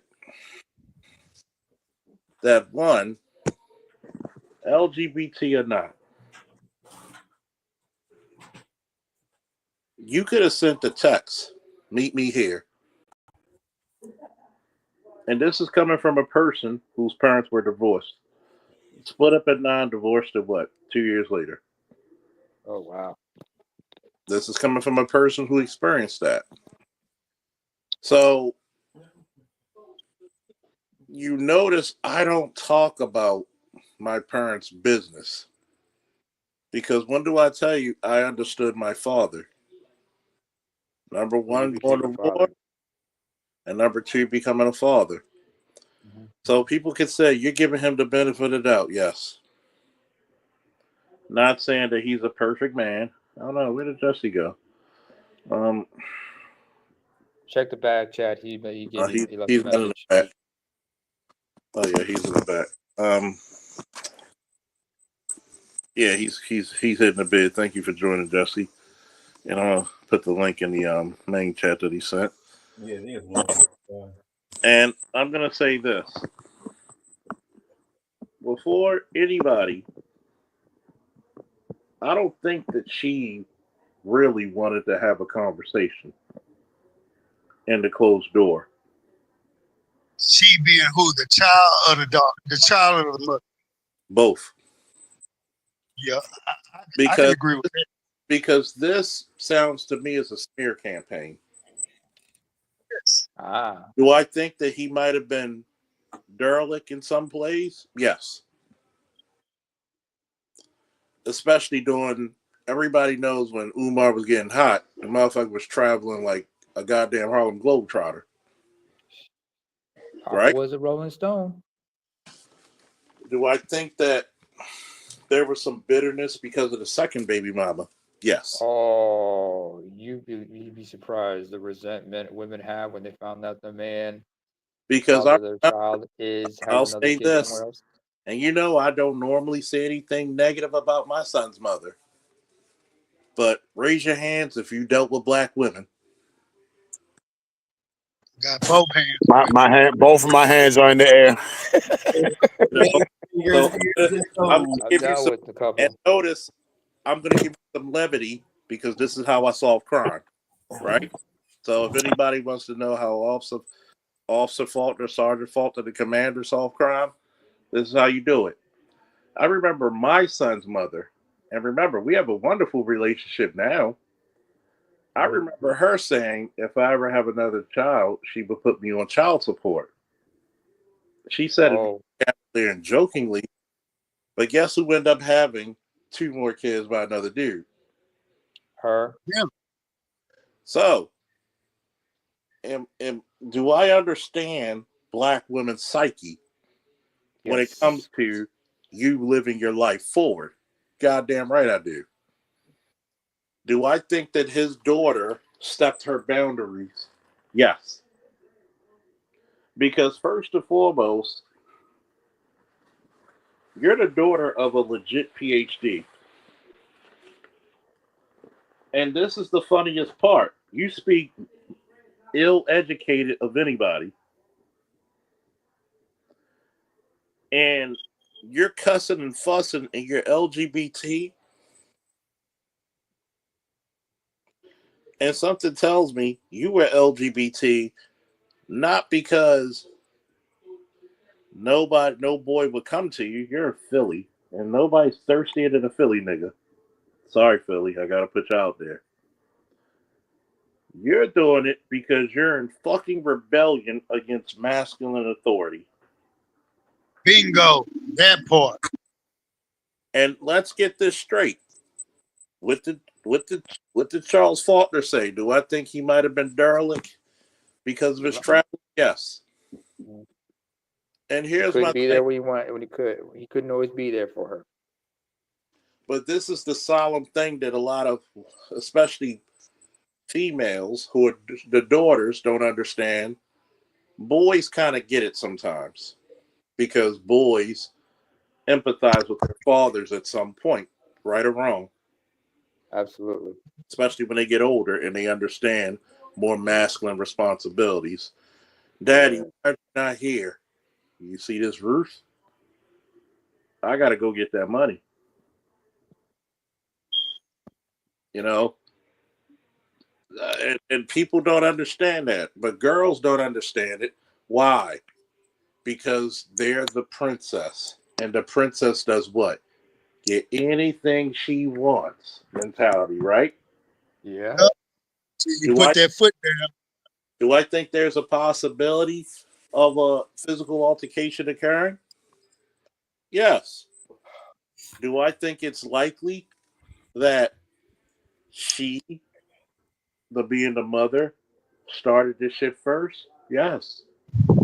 Because how many black women in the black community have a bad habit of hitting the man first when she doesn't get her way?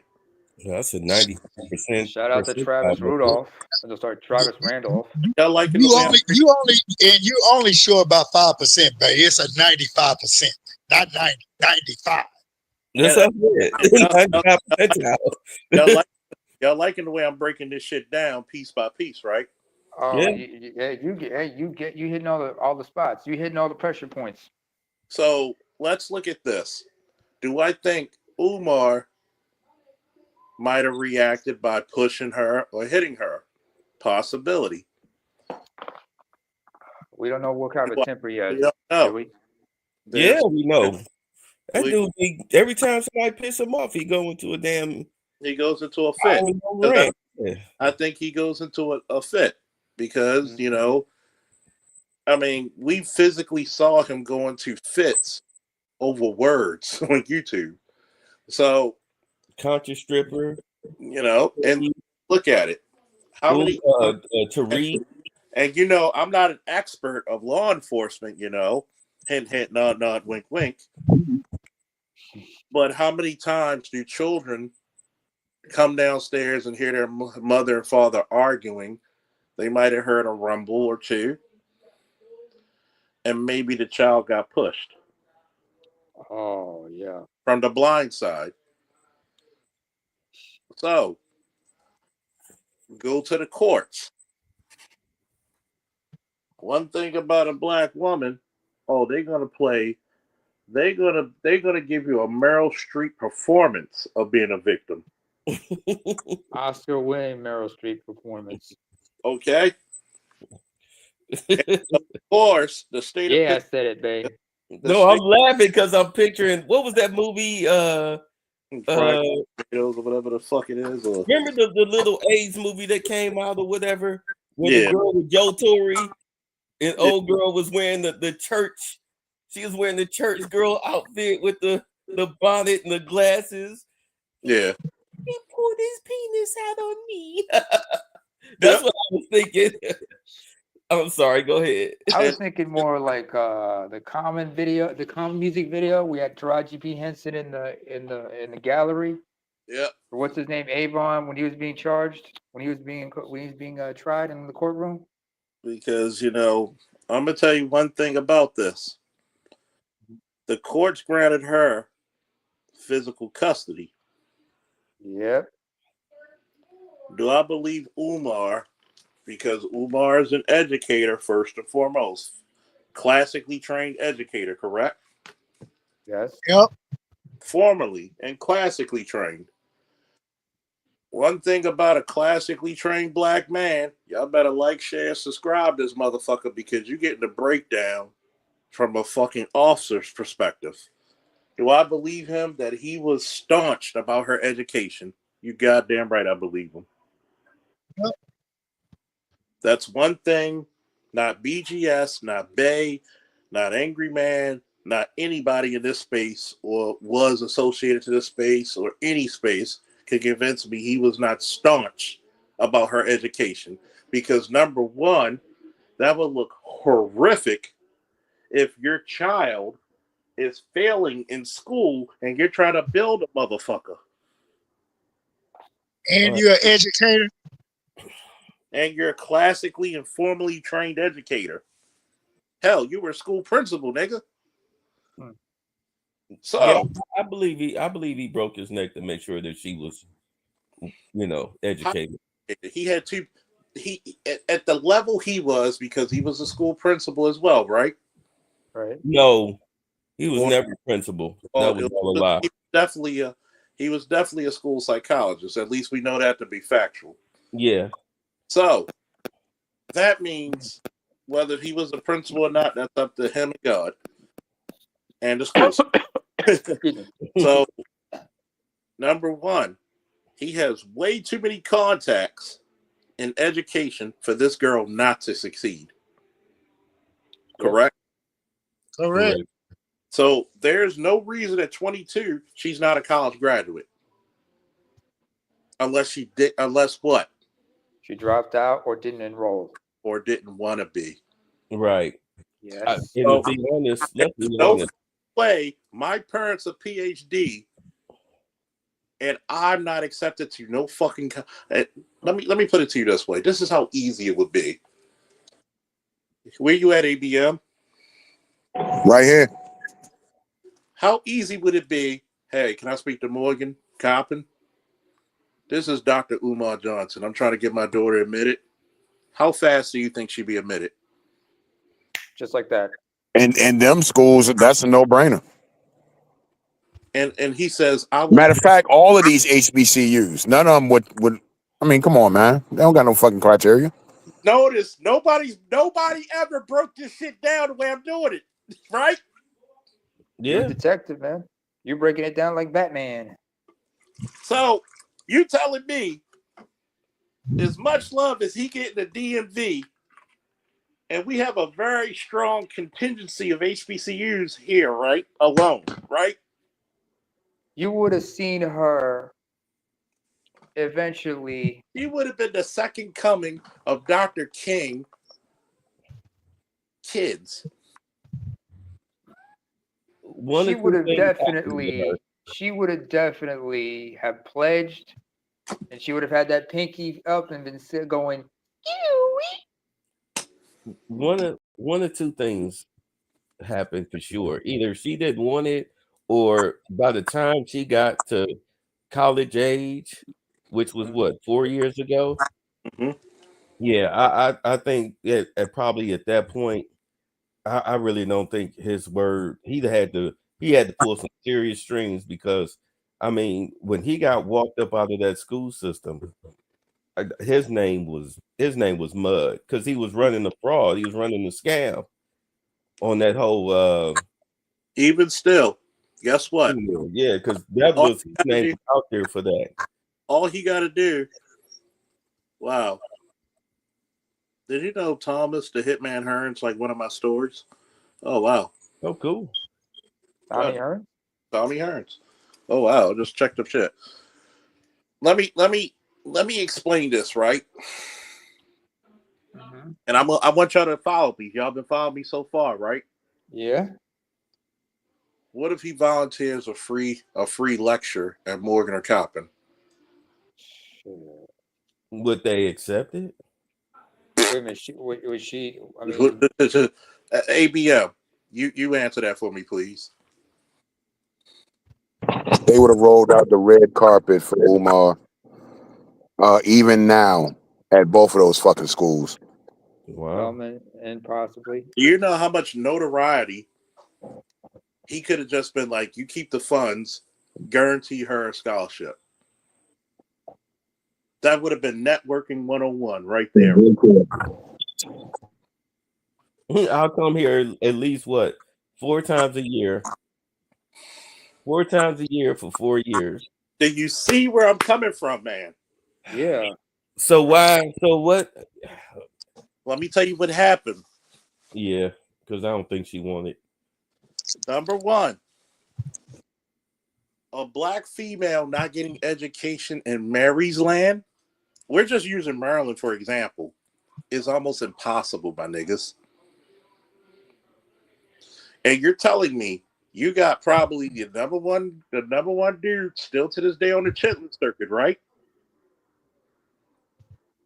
Because I've been to a couple of his. Me and my son drove to PG to one of his lectures. I've been to two of them. I still got the pictures of me, him, and my wife. I still got the pictures. And how many people show up? The venue was packed. It was down there on Howard Street. Bought his T-shirts. I still got his book. Yeah. As I far as an donated to him educator, several times. All of that shit. Look, as far as the bottom line is this. Here's what happened. When, for whatever reason, when Umar disappeared away out of Shorty life and it was nothing but mama, that's when Shorty went downhill. Mm-hmm. Facts. Because notice, mom or daughter denied when he came out and said his part and said, I was there for your graduations. And think about this, right? What child support system in any state would deny a bulk payment? None. It sounds like he would get behind and then that bulk payment was like the just the catching up. So let's say, for example, if he got behind 12 grand, he's coming with 12 grand. Okay, bam. I mean, technically he's right. That's a bulk payment. Yeah, it's a bulk payment. So he's not paying the child support. He's just doing Many people slip and fall behind for whatever reason on their child support, but he paid. That's what it sounds like to me. He paid his child support. He did his 18-year tour. So okay, 18, that's 4 years ago. So now all of a sudden, I wasn't hearing none of this 4 or 5 years ago. Why didn't you hear? Why didn't you hear this? He was 14. Who was 14? When the girl was 14. She was 14. Yes. Why did you hear this? Because number one, the only time you hear women crash out is when, let's go back into other famous people. Notice how many women go broke from NFL, NBA stars when the child support's done. Well, I would say within 6 months to a year. All of them. All of them. You want to know why? Because they were living off their revenue. They weren't supporting those children off their revenue. They were living off their revenue. Period, point blank. Once again, I'm not a detective, but I might know my way around a case and know how to listen to people when they tell stories. Mm-hmm. You don't. Number one. Have I ever told anybody about the bullshit that went between my mother and father when they were divorced? Oh. And I'm now more than twice her age, correct? At least, I'm actually twice her age, right? Facts. So why didn't I carry the same type of fucking upsetness in Anna with my parents as she did? Because it was never about the money for me. When you get that bulk payment, let's say he was rear 12, he paid 15. Right? Not only that, we know that she filed that child on her taxes too, right? So she was making about, without not even working, not even including her work. That's if mom worked. We don't know. She was clearing about close to $20,000, depending on how many of the bulk payments came in. We'll just lowball it at 20. How well was she managing that money as well? Because fuck all that. No. That's the reason I said that, Charles. We don't know how she was managing the money. We know absolutely nothing about her. No, we won't even talk about that part. So, wait a minute. So you telling me they weren't going on trips? They weren't buying expensive clothes and jewelry and purses and shit? We don't know. So, which is more than likely because, she's a black woman. They're two black females from the Northeast Coast, right? Really? So, and they're in black culture, so most likely they're into fashion. Yeah. So we're gonna go by I'd rather go by the strong likelies than the we don't knows. So you're telling me a lot of this living high off the hog, you don't hear these stories when the money is good. Not any time did you hear from any baby mama. 50 Cent, son. Marcus Jackson, yes. Yeah. Of course. But notice, that's just one person, but go on. That's just one. Guess what? You mostly heard the shit from when? Because 18. Mm-hmm. Even with him, it was after 18. Now, let's look at shit further. At any time, especially during the height of his fame, why didn't none of this shit come up? Because one, it's the pimp mentality. Are you going to take your best hoe off the strip? Nope. They making you money? Nope. You're going to keep them on there. In fact, have them work extra. So if I can't, and how many? Hold on. According to Lennon Horner, because he has, he digs deep into Umar. He has court records showing that it seemed like at least once a year, he had to pay the child support in bulk because he wasn't paying it on the monthly court ordered status. But the courts don't care as long as they get their money, right? I understand that, but she kept dragging him in the court But all that the time that's because he but that wasn't paying it on the regular. He would pay it in bulk. but guess what? Here's a black woman scenario. How many black men pay child support regularly and they will go and take that man back to court You know, for I really can't even answer that because I don't know too many black men that are fathers, to I be know. I honest. can answer that. Go ahead, It A. happens all the fucking time. It happens every day in this country. Every single day. So you're telling me, hey Pastor, who is this? It's me. It's me.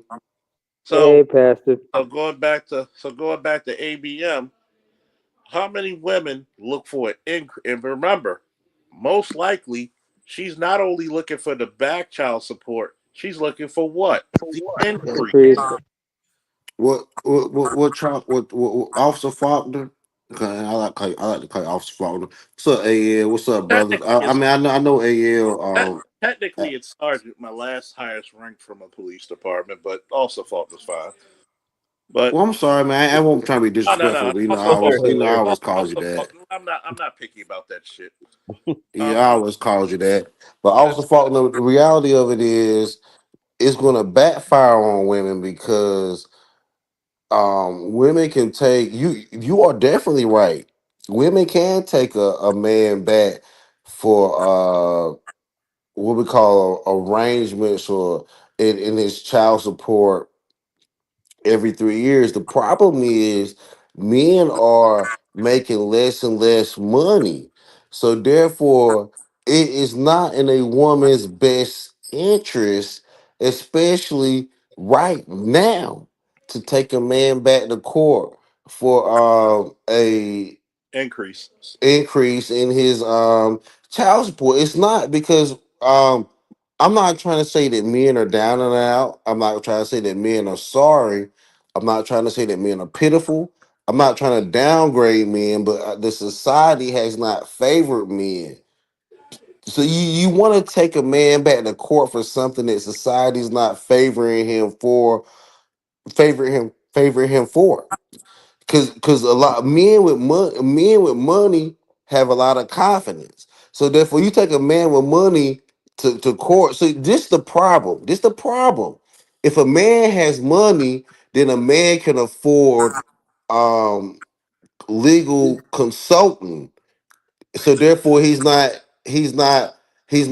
so therefore the woman doesn't have leverage. So they wanted to give the woman leverage, so they started taking the jobs from men and giving the jobs to women.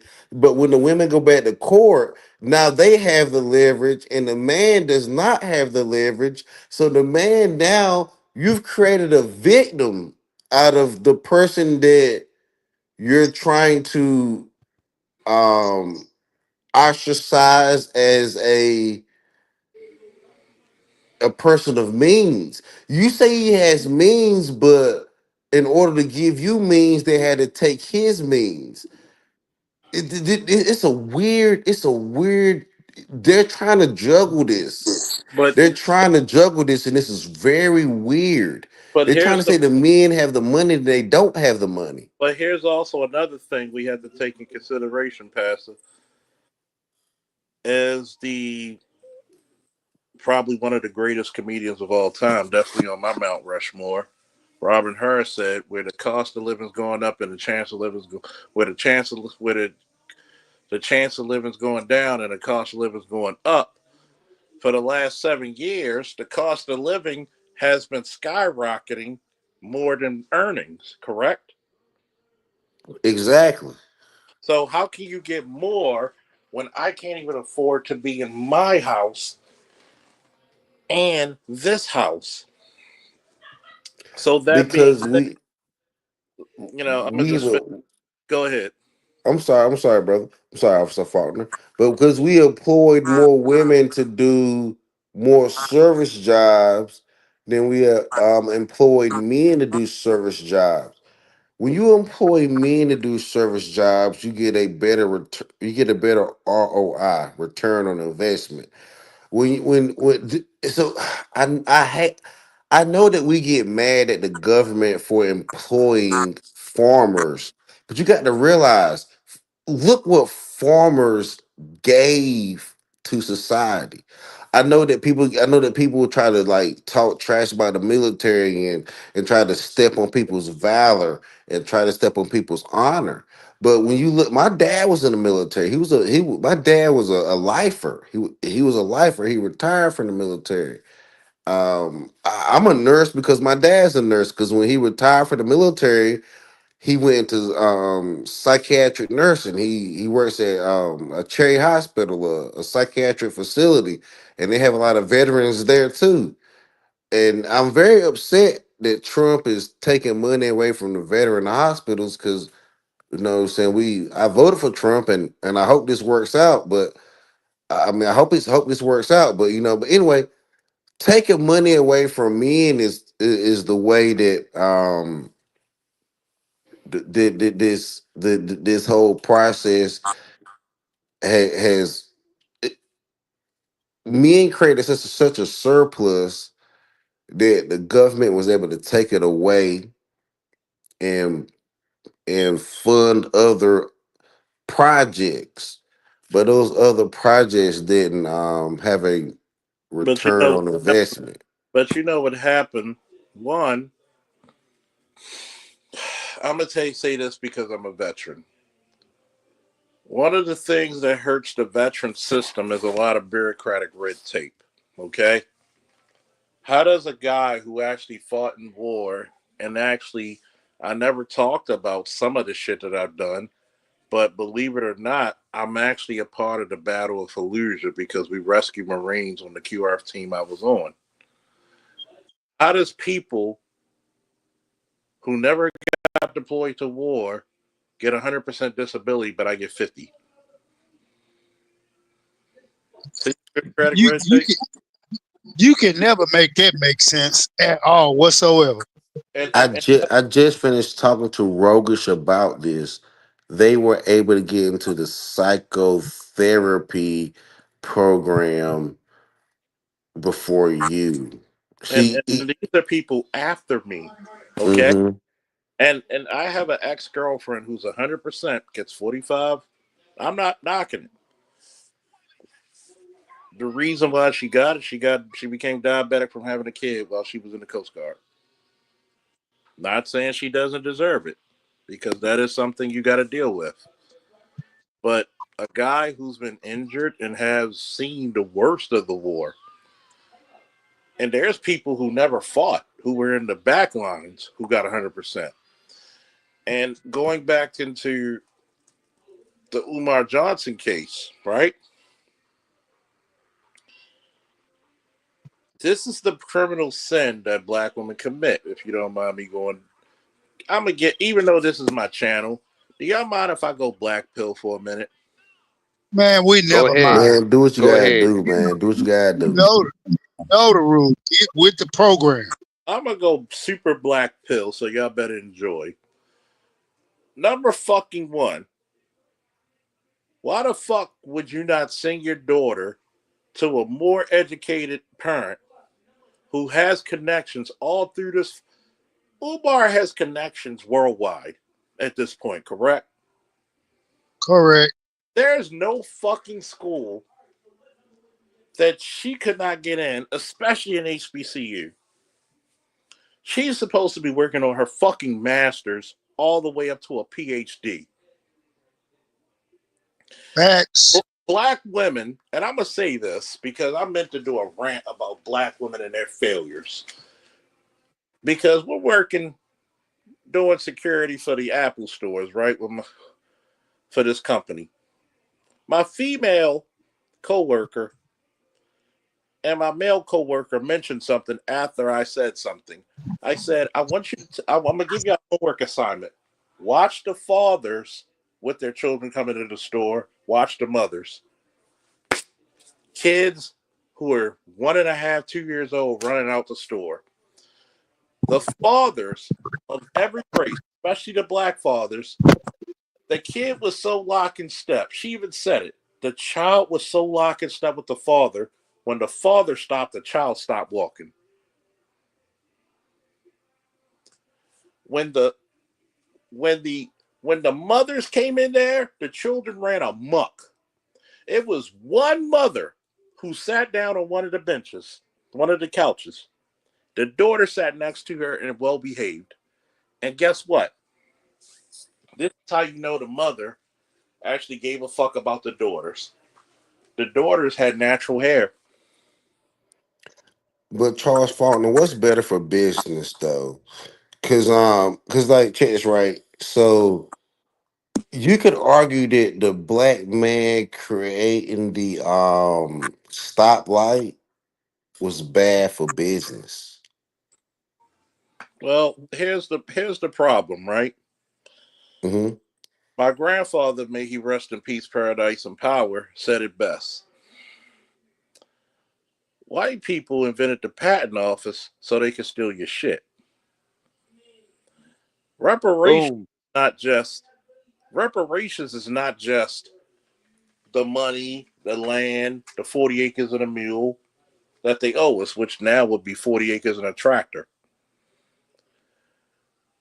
It's also intellectual properties and property Hmm.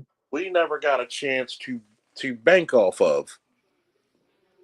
But this is all but this is it boils back to the psychological thing though, because it's right, Officer Faulkner, right? So the black man created the stoplight. But did you know that white physicians, white doctors went to the DMV, Department of Motor Vehicle, and made a proposition to up the speed limit because they wanted more people to do surgery on Mhm. from car accidents. Of course, you got to So think. so so the, so this is the problem. Black men are trying to solve problems. These white men know that there's money in creating What's the great? problems. What's the greatest, the most fiendish white man ever? Hillary Clinton. I know what I said. She said it best: never waste a perfect catastrophe. Okay, there's no money in what a cure. As a nurse, you know that. I definitely know that. And that's the problem with black people. We want to solve psychology. We don't want to shock and rechange people's thoughts. We want to actually change their nutrition, change their environment, change their education. We want to this is our problem. But I'm gonna tell you how much Umar still loves his daughter. Umar didn't even put her fucking. Umar could have, from that video alone, Umar could have diagnosed that chick. Could he not? Again, he's trying again. Umar is absorbing all of the issues to solve the problem. I'm glad you brought, I'm glad we're having this conversation, and I shout out to the brothers on the panel. Black Our problem is black men is we want to create answers. I think the issue, even the reason why everyone stole Black Manosphere talking points and put them into a no answer environment where we just make money off of it and keep it going is because that is literally the issue. The Black Manosphere set out to solve problems, and that is not how our society works. Well, black That's how uh, God works. That's not how our society works, black and that worked against us. I'm black telling y'all, that's working against us. black Solving issues. black society. Who runs it? Who runs Black society? The women. And this is how. And women are not known for their are not known for what critical thinking, solve problem solving issues. Right? Oh, So when you have a daughter who's wayward, because I'm pretty sure her and her mother got into some fucking altercations. You keep two black women, and she lives with who? She doesn't live by herself, does she? She lives with the mother still, don't she? Unless it's all speculation. Yeah, she was raised by her mother, a problem creator, and these problems that she's still having is economical at this point. And Officer Faulkner, and right now, she's a mental basket case. Why are that's you a patient. why are you LGBT? Why? Why? The Like next thing you know, she'd be transgender. She'd be a trans woman. She'd be trying to turn into. She'd be No, trying to turn into she's her gonna go daddy. back to niggas. She, like you said a minute ago, Charles. She's just being rebellious against the patriarchy. yeah, she's rebellious. What's the theme that most black men can't understand? Your women are in open rebellion against you. The more you say you hate something that your women do, what do they do? Double down. You double down. The more you hate something, the more you either double down or try to become it. And this is my fear. And I understand y'all brothers by saying that she will try to run back to her father. But what if these entities, these principalities get into her mind? She's already a lesbian, right? So they're gonna make her start mimicking her daddy, acting like a trans man. See, I'm gonna tell you what happens when you're a lesbian at that age, right? Remember that old song, "Lost and Turned Out," right? I don't remember it, but go ahead. You know, it's I forget who sings that song. To grandmother's house, lost and turned out. But you got to remember, she's turned out. A lot of those chicks become lesbians because they're turned out. Our fucking society is so hypersexual. You had as many dicks as you can possibly have. I'm gonna give you an example. My former partner, who works for another department, yesterday he told me he was field training and he had to deal with in one of the counties. He had to deal with a 12-year-old who said she was sexually assaulted. Come to find out that was a lie. She had her homegirl be the lookout behind the store while one sixth grader was anally having sex with her. While she was bent over, she was giving orally satisfying another one.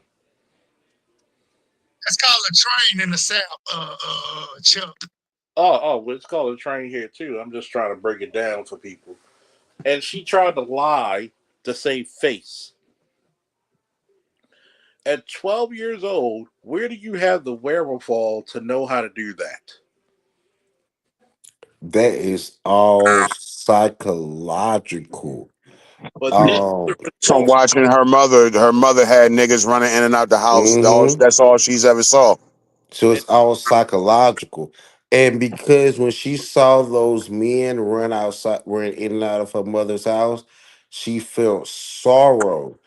I'm telling you, I've, we've all been there, right? Let's take a step back into not just calling ourselves benevolent, good black men. Let's take a step into to being degenerate for a second, right?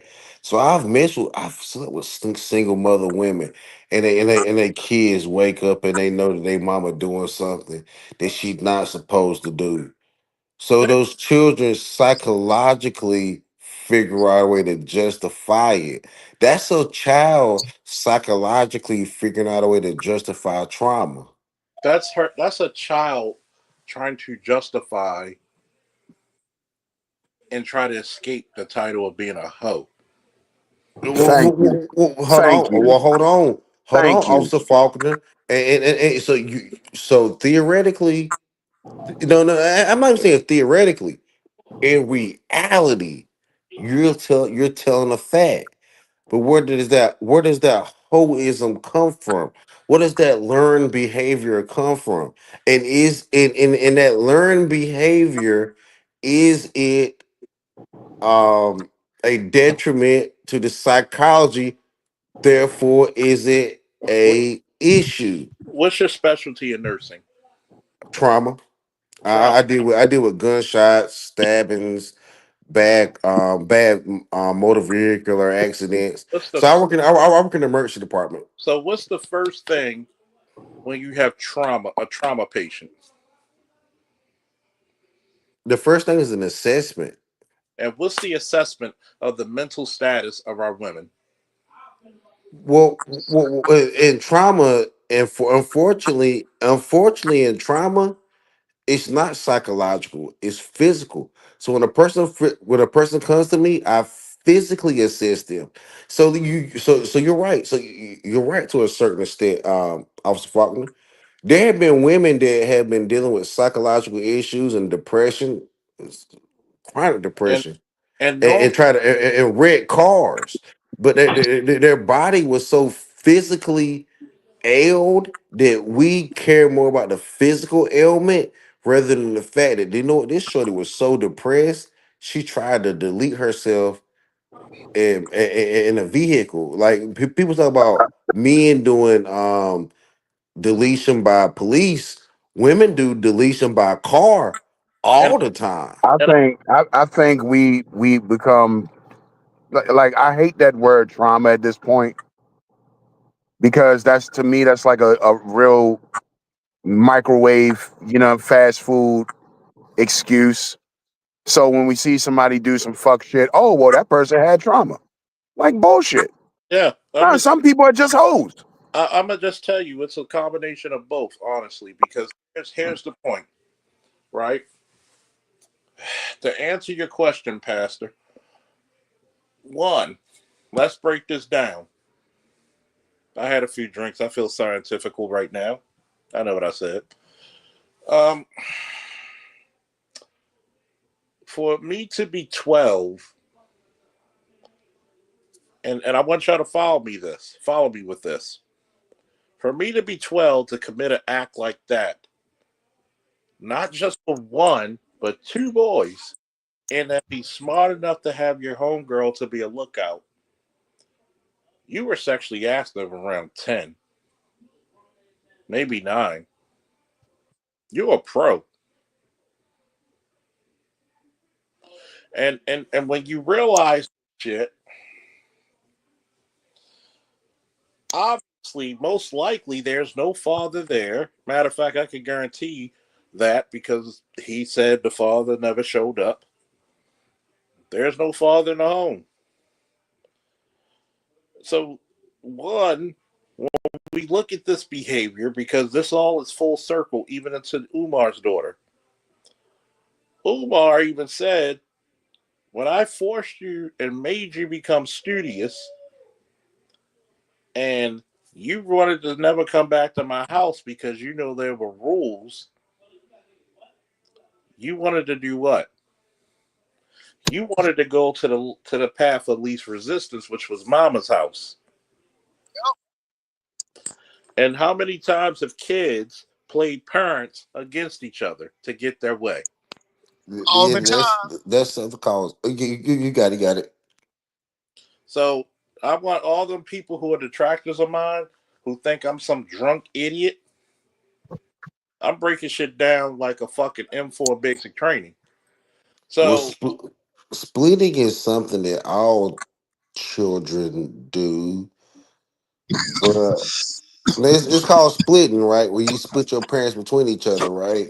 yeah, But the because, reality of it is when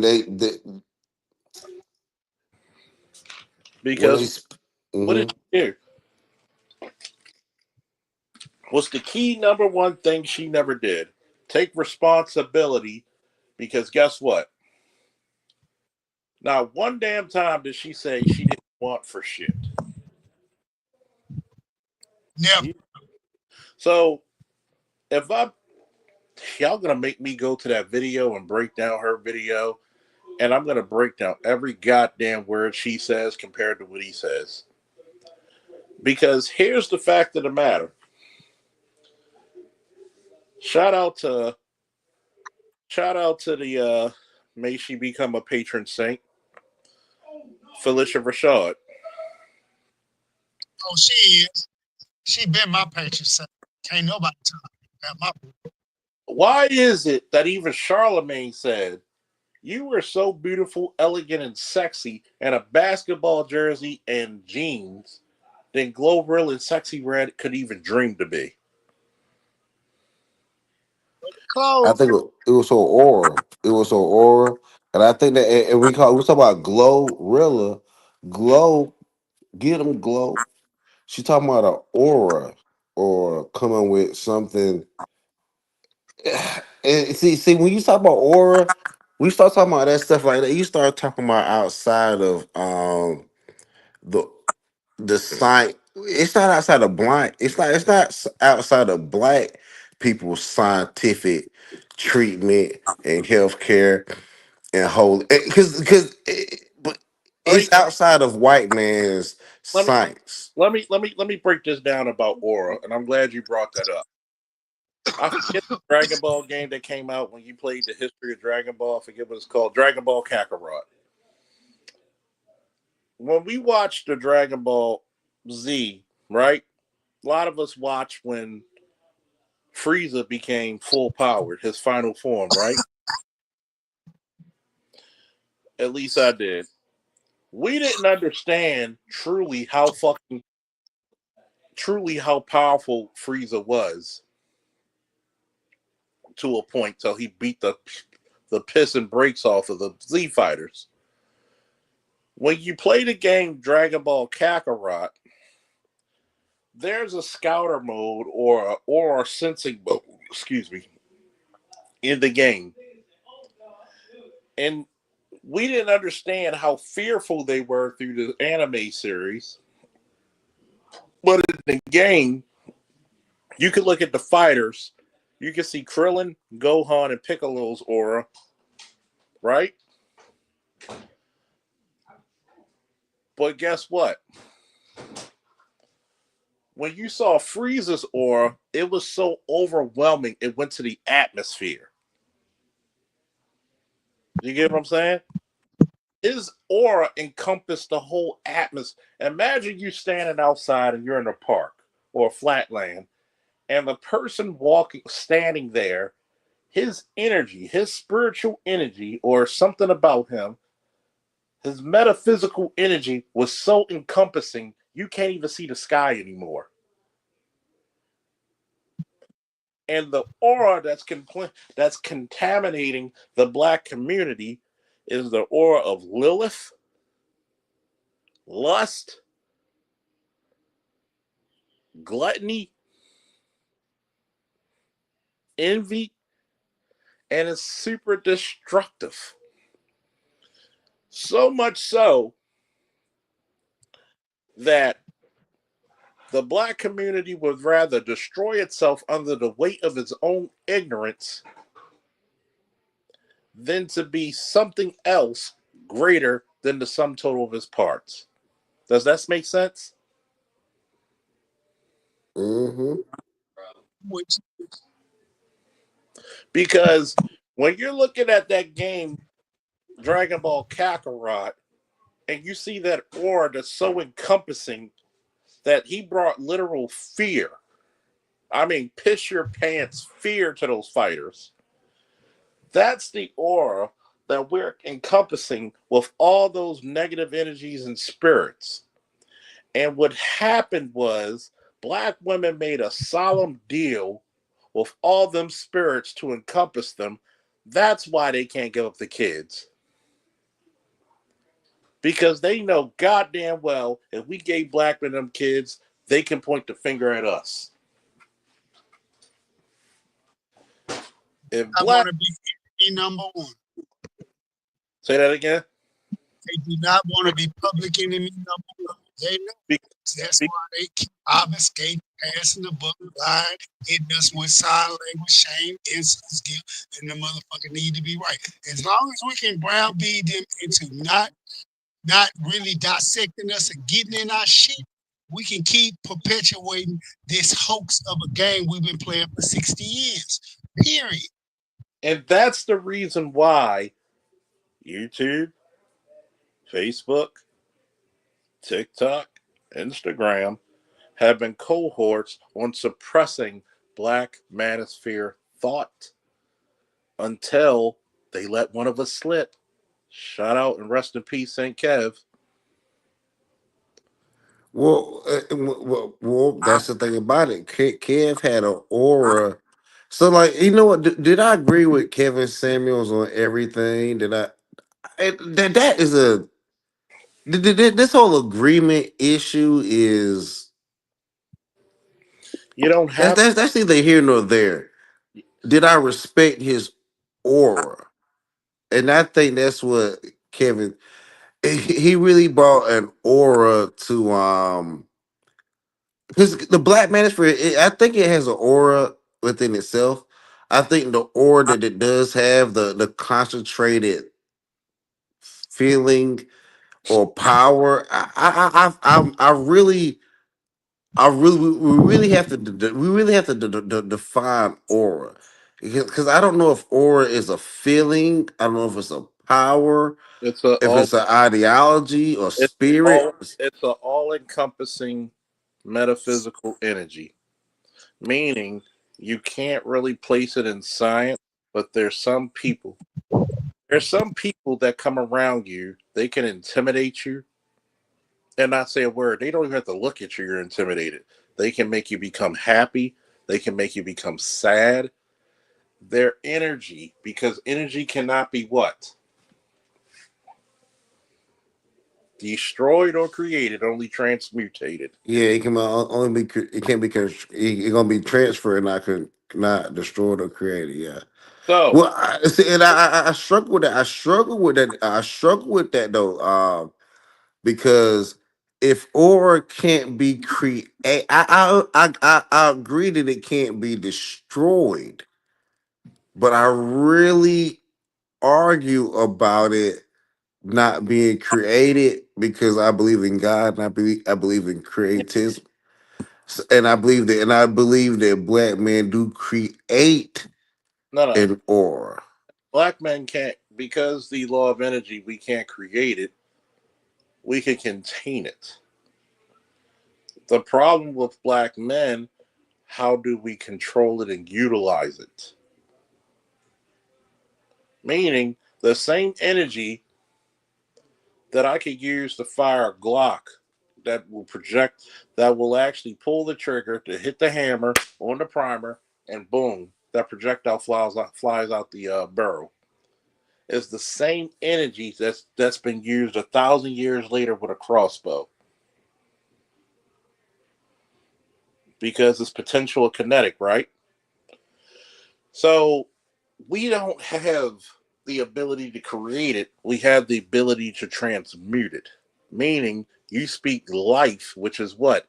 Energy into people, or you speak what? Death and destruction. When you heard Umar's daughter speaking, was she speaking life or death and destruction? Negative energy. Negative Because if she would have said, I had my issues with my dad, but I can't lie, I still love my dad, what type of energy she would have spoke? positive energy, kinetic that been kinetic energy.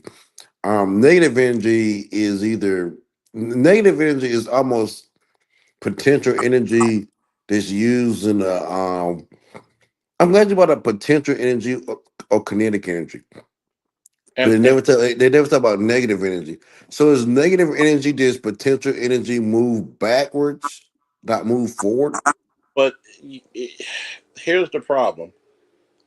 Would you say that antebellum slavery was energy that moved forward? Ugh. It did. then The we make antebellum slavery moved forward. yes, because who because the only people who looked at it negatively were whom? The slaves. Well, the slaves looked at it as negative because they were did it did the slaves have potential energy that was moving in a regressive way due to control and power and dominance over them?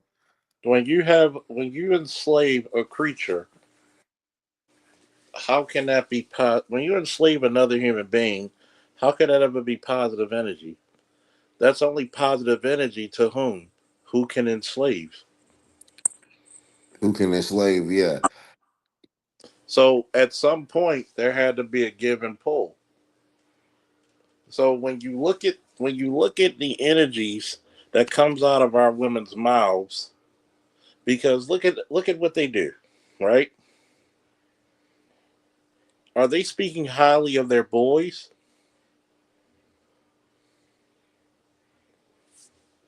Are they teaching their boys how to read at accelerated levels? How many No.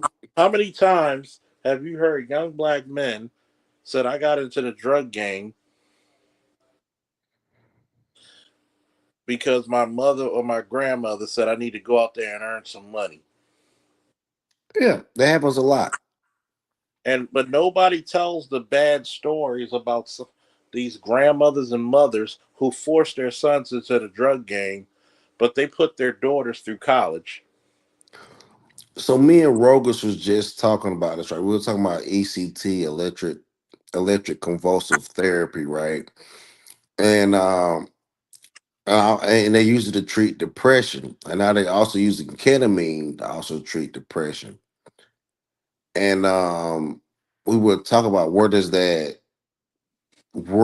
that all kind of come from to like if it's electronic or you can electrically treat it, or if it's chemical where you can What, chemically treat it. And they've what's been one doing of this for a lot of years. what's one of Like the where does best it come from? what's one of the best ways to treat depression? I think one of the best ways to treat depression is secession, where people quit the things that were causing them sadness and do the things that were causing them greatness. So like if you was a great runner, but you got sad and you started smoking cigarettes, you needed secession, or you quit smoking cigarettes and quit being and get back to being that great runner. I think the best way to stop these depressions is to stop what caused your sadness. I think one of the craziest parts is this. Number one, the two greatest ways to treat depression. Number one, sunlight. Did you notice how many cases of depression went up during COVID? Why? People weren't going outside.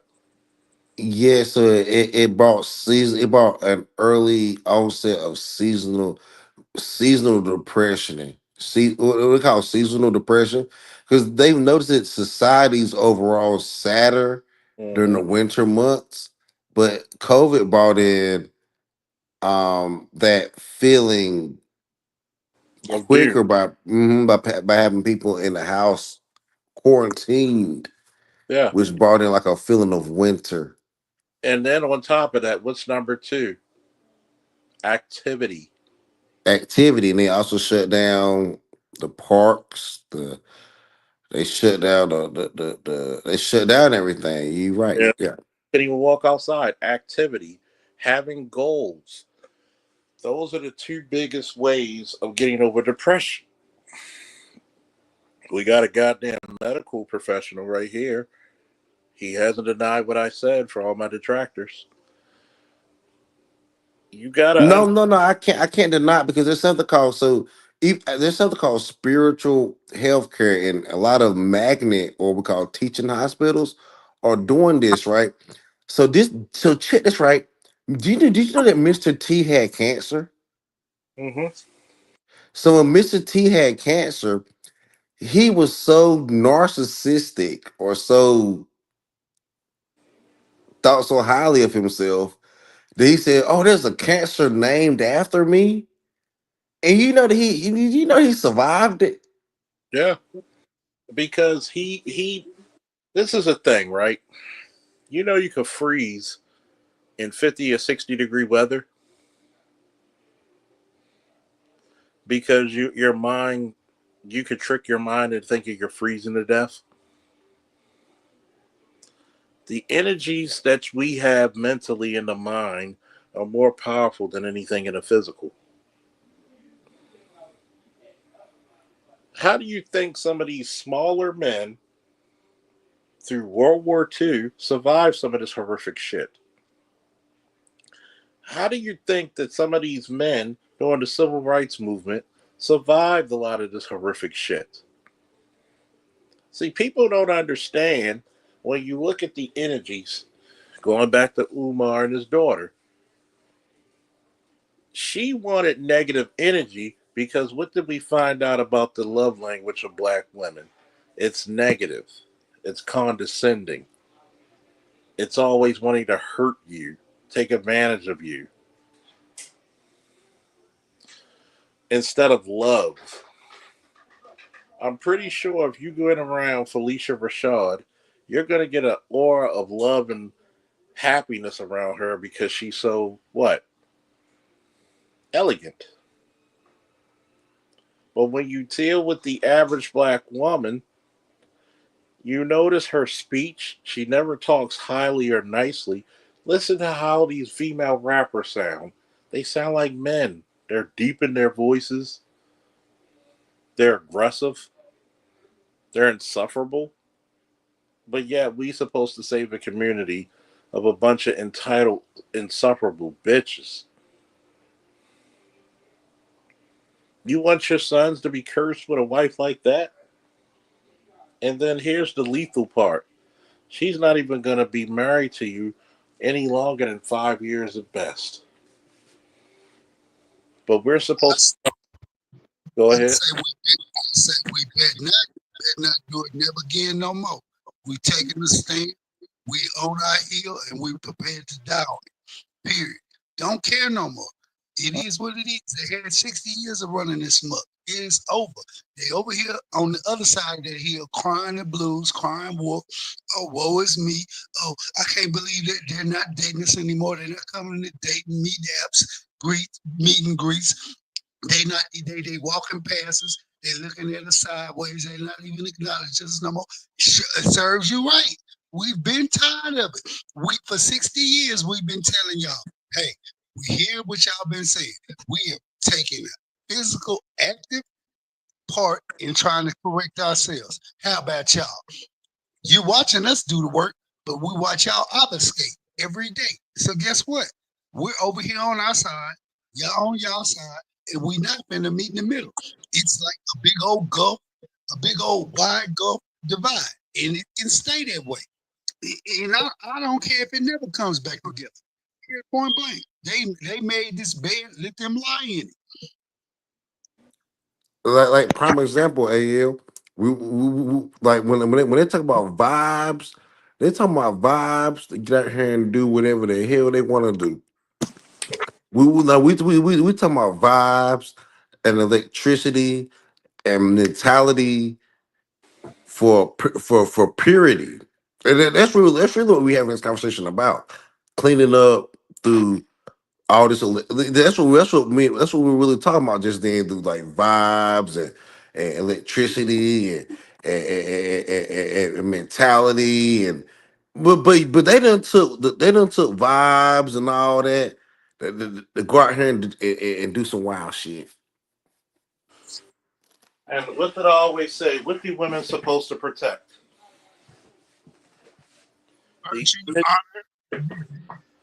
The image, the honor, and the glory. Have they failed at their mission?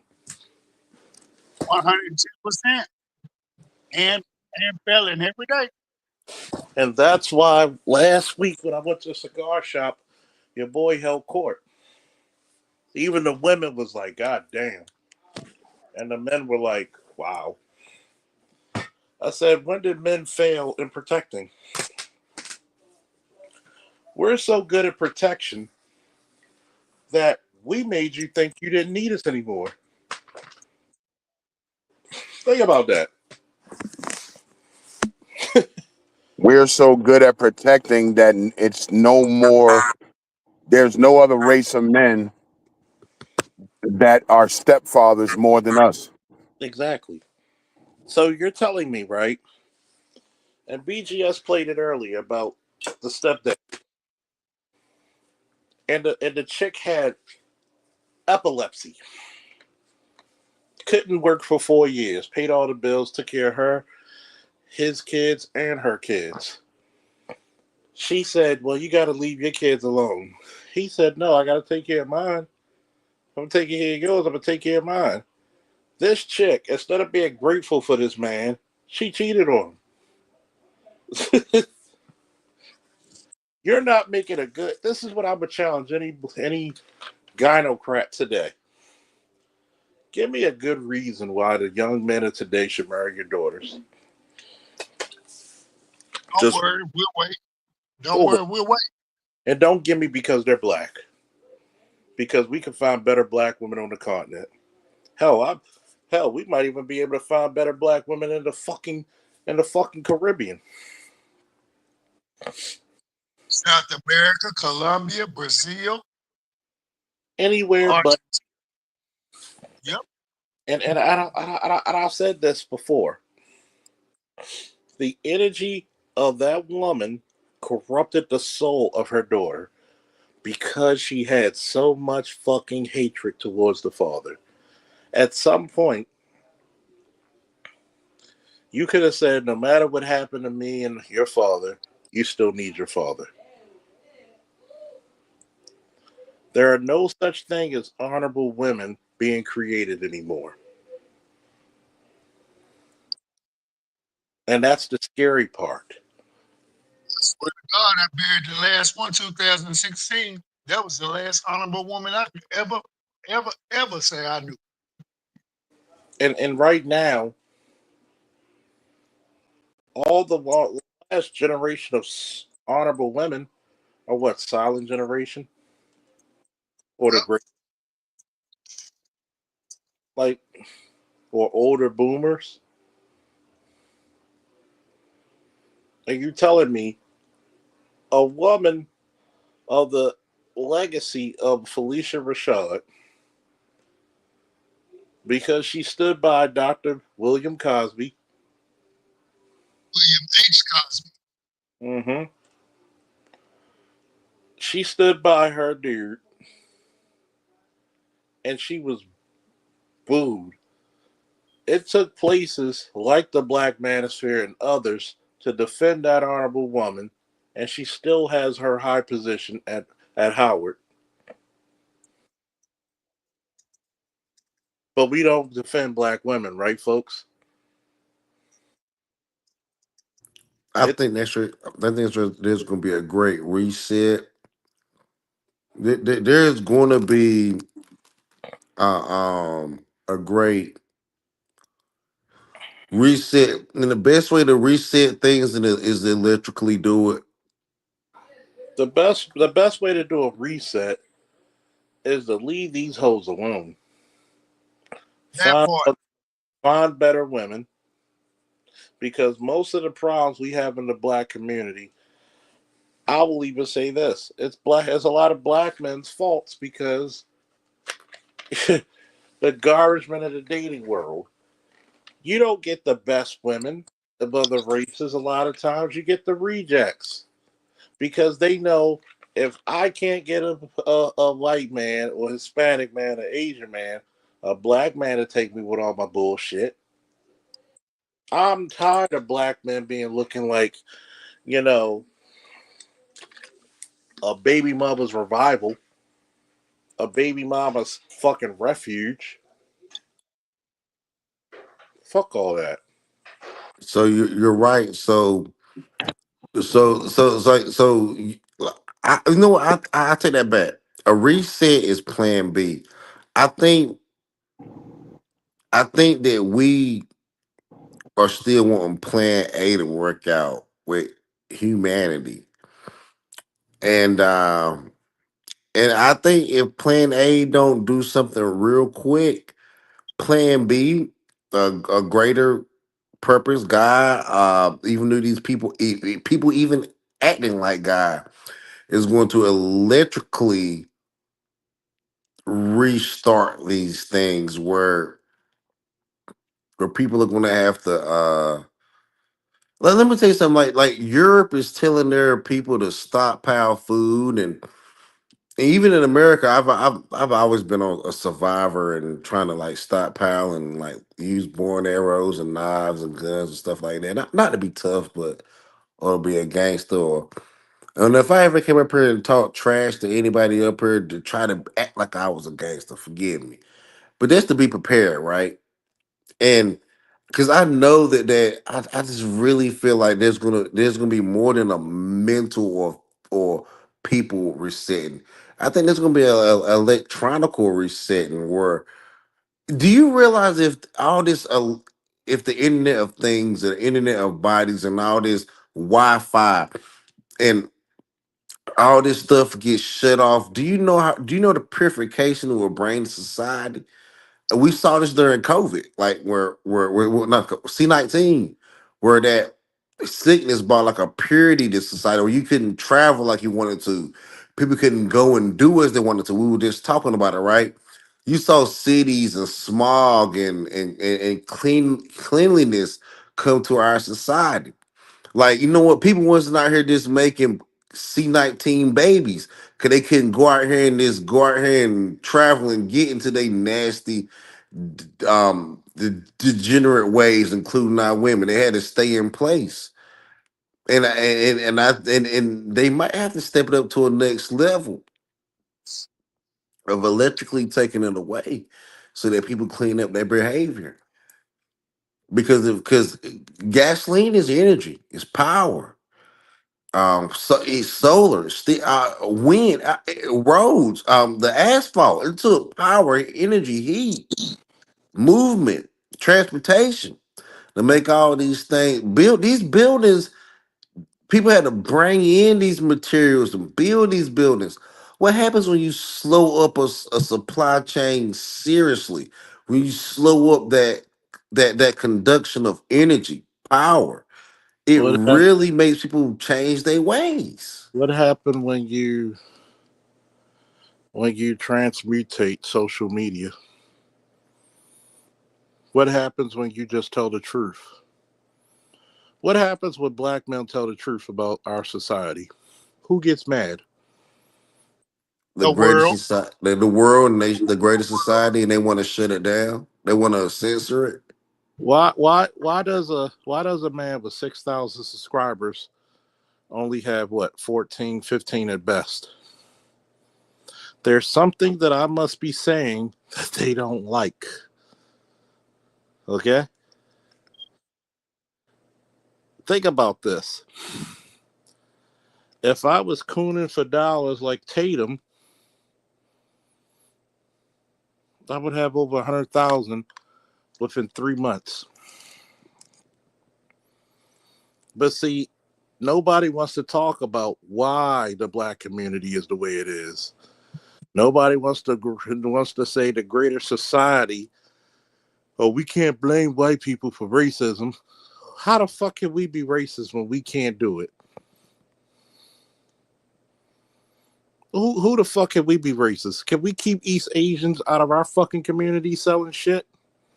Hell no. Because I mean, everything. actually, you could. That's up to black people. Not I mean, y'all. it's really that fucking simple. If you just stop patronizing them, they won't be there. Mm-hmm. But guess what? Black people have a fucking issue with. Materialism and want to keep up with the Joneses and trying to be seen. Therefore, all three of those Well, equate it's equal to not them even having to be materialism. I mean, my capitalist. nigga, you can't stop. Like Go for ahead. example. Oh, I'm sorry for cutting you off, but like for example, and Charles know, we got something here called hip hop chicken. Of course, it's ran by Arabs. I don't buy the shit on principle. I'm not spending money in an Arab chicken joint called hip hop chicken. Just on the principle of the shit. Why would you call it hip hop chicken? Hip hop chicken, my nigga, you might as well have a fucking. You might as well have like Amos and Andy for your logo out. You know what I mean, on the roof or something. Like you know what I'm saying? But Yeah. black people don't. We never see the bigger picture. So niggas gonna go in there and buy the fucking chicken, and it ain't even all that. Yeah. And then we come back and we complain and we whine and all that type of shit. There's problems we can solve our fucking selves. We could, but we just fucking choose not to, dude. And that's the biggest issue talking about for the last 11 years. When the Great Falkland Initiative came out, what was it about? You just said it, ABM, solving the issues that we can solve ourselves. If you sent all the black boys who are physically capable and mentally able to join the military, fire, and police, what would that do to the black society? Anybody want It'll to? be wonders. Wouldn't that automatically make young black men through the ages of 17 to 20 automatically middle class and a strong voting bloc? Yep. Yep. Wouldn't they make suitable fathers? Yes. Yeah, Female. yeah. They will become high functional people of society. Period. I had a female officer tell me where all the good black men are. You talking to two of them on a goddamn phone. I could lose a job today, and because of my veteran status, and because of the debt the veterans owe me, we will never go homeless. How big of a deal is that?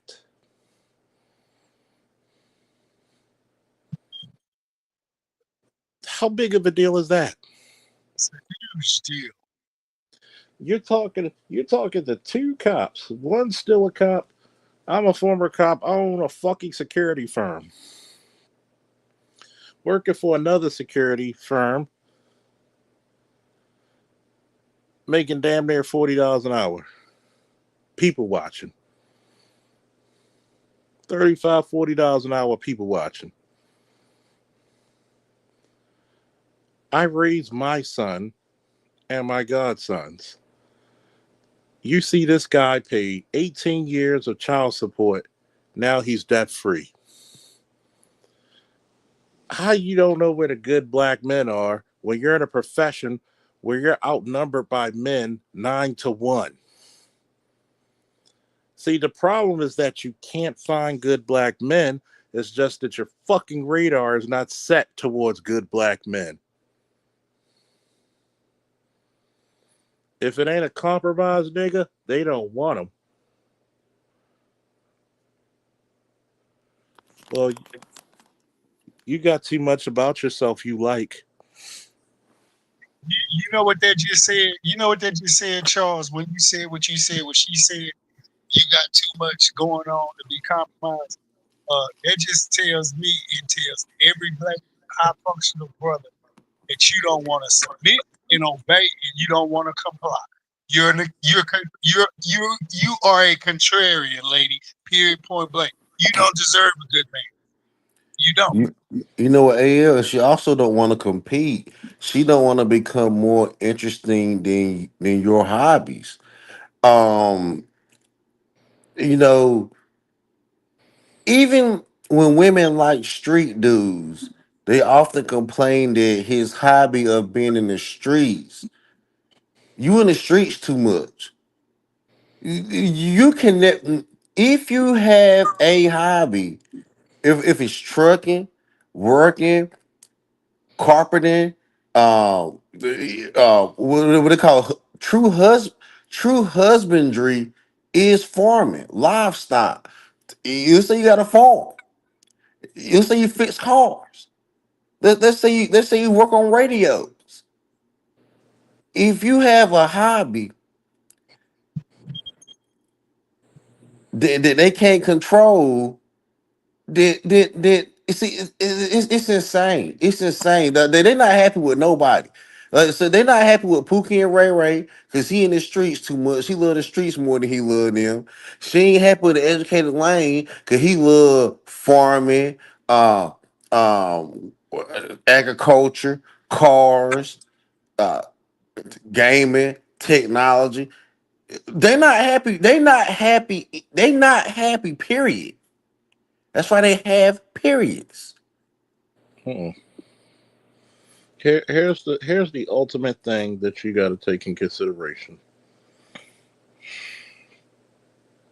Why are these females so hell bent on literally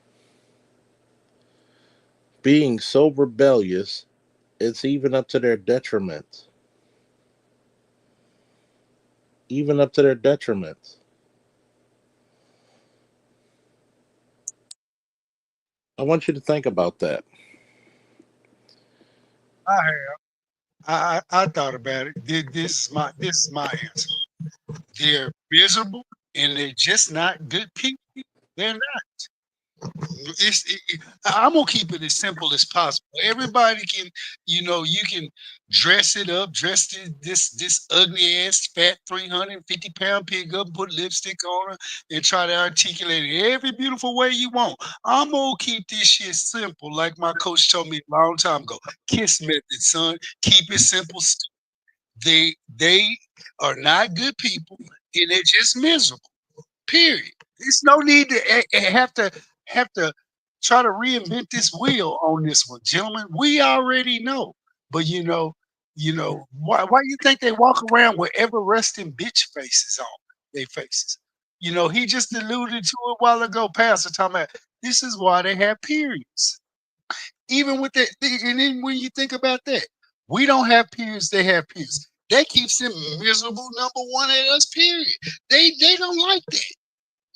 Oh, this man can go through life and not have a menstrual cycle, have cramps, be bloated, be feeling all types of ways. Oh, 3/4 of the feminist movement, they're angry just about that alone, nothing else. We always want to properly try to manufacture the most articulate ways why they're difficult, why they're this and that. No, let's just keep it simple. Look. And I just pointed it out to you. But if you have to overthink it, overanalyze it more than that, hey, God bless you, fellas. Oh, God bless y'all. But oh no, not me. I'm from the South, where we keep everything plain, simple, and concise. We don't beat around the bush. We call spades spades down here. And if your shit stink, we let you know. I want you to think about this, right? Women have been in such rebellion, and men have been in such stupidity and ignorance, because either you're ignorant or you're stupid to the facts, that we don't know our asshole from our elbow. So much so that when a chick is in a male dominated field, you got 9-1 counting against you. You couldn't pick one. And a lot of women lie because a lot of women don't want to admit we were just fucking. Tell your children the truth. We weren't in a real relationship. Me and your dad were just fuck buddies. This was a relationship built off of lust, and I am a co-party member of this conspiracy. This is all it was. But oh no, that would admit taking accountability. But no, no, no, they're not gonna do that, Chuck. They're gonna obfuscate it and pass the buck on it. Me and your dad did this and dad, but your dad treated me like this. He treated me like that. No, this over half the population was built off of lust. Period. Point blank. See, it's the funniest thing when one woman got mad with my rules of protection. You must be obedient and submissive towards the protector. What doesn't make sense? The protectee must understand protection costs. And the first cost of protection is what? To the life of the protector. That's the reason why men lead. Because men are willing to put their lives on the line for this shit. There's no partners when it comes to protecting you. I want a partner. Bitch, if you really wanted a partner, guess what would happen? You would do your equal shares. Ain't gonna do that.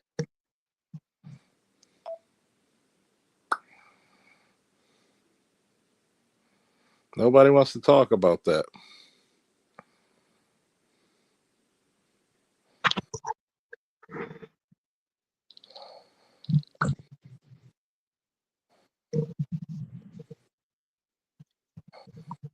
Because the title of wife wasn't good enough. You want to be a partner like a fucking law firm. Guess what? Even law firms have subordinates. And even law firm partnerships dissolve. Mm-hmm. A partner is a subordinate. I mean, I know it sounds prestigious, but it's a subordinate position. So it is so I get it. A wife is a subordinate but prestigious position. They don't believe it. They believe being a partner at a law firm or in the medical industry or financial industry is equivalent or better. It's still subservient. A partner is not a owner. It's not a lot of times partners aren't even partial owners. Partners are just a part. Mm-hmm. Organization that we have going on. You can be a part of it or you can be a part from it. Either way, one of the two are gonna happen in a partnership.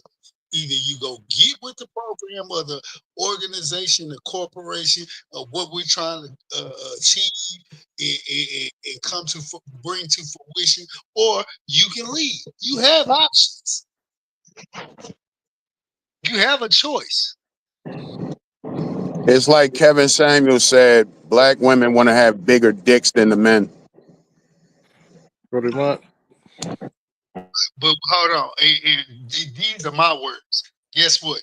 It ain't gonna never work. Why? They trying to have bigger dicks for what? It's imaginary. Two imaginary baseballs in a baseball bat are never equal to my two baseballs in my baseball bat between my legs. I'm gonna put your imaginary baseballs and baseball dick in the dirt if you try me. At the end of the day, it's either gonna be my way or the highway. I'm gonna ask for your input on some things because I seek wisdom from everybody. But at the end of the day, for what's best, for what's going on in this household or any household that's dominated by two spouses, he must lead. He has to lead. It's called man. And what man is gonna take any type of dictation or delegation from a rib? I have never seen a real man in this world take any form of credence from a rib cage. You come from a rib. I am not listening to you when it comes to something as important as the final decision goes. I may take your input in, I may take heed to what you have to say, but at the end of the day, I'm going to make the final decision. Point blank. The problem is, Wilson is Fisk. women, particularly black women, they don't understand that old saying, "Heavy is the head that wears the crown." Say it again. You want to call all the shots, but yet you don't want all the blame when shit goes wrong. Because that's just in a I woman's was nature. A woman is naturally going to turn and look to the nigga, like, hey, what's going? Hey, we in trouble. You know? Okay, then. So shouldn't so? But then by default, the man should be leading, correct? hmm But they live in a fairy tale land. They don't live in reality. A woman's natural instinct is to blame everybody else. That's why you always hear women say that stupid shit. Oh, you black men supposed to protect us. Okay, why do you bitches divorce your husbands then? You want protection? Get married. No, a random man is not going to come to your fucking rescue out on the fucking street. I asked a woman that one time. I said, okay, so if this random guy gets killed protecting you, what are you going to do? You gonna help raise his kids after that? You No, gonna they help pay for the won't. funeral? Nope.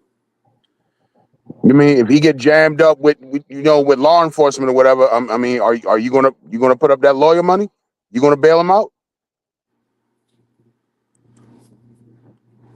See, that's real life shit. That's not fairy tale shit where I'm a woman, I can just walk around, do whatever I want to do, and then when shit happens, some random man's supposed to come to my rescue. That's not how shit works.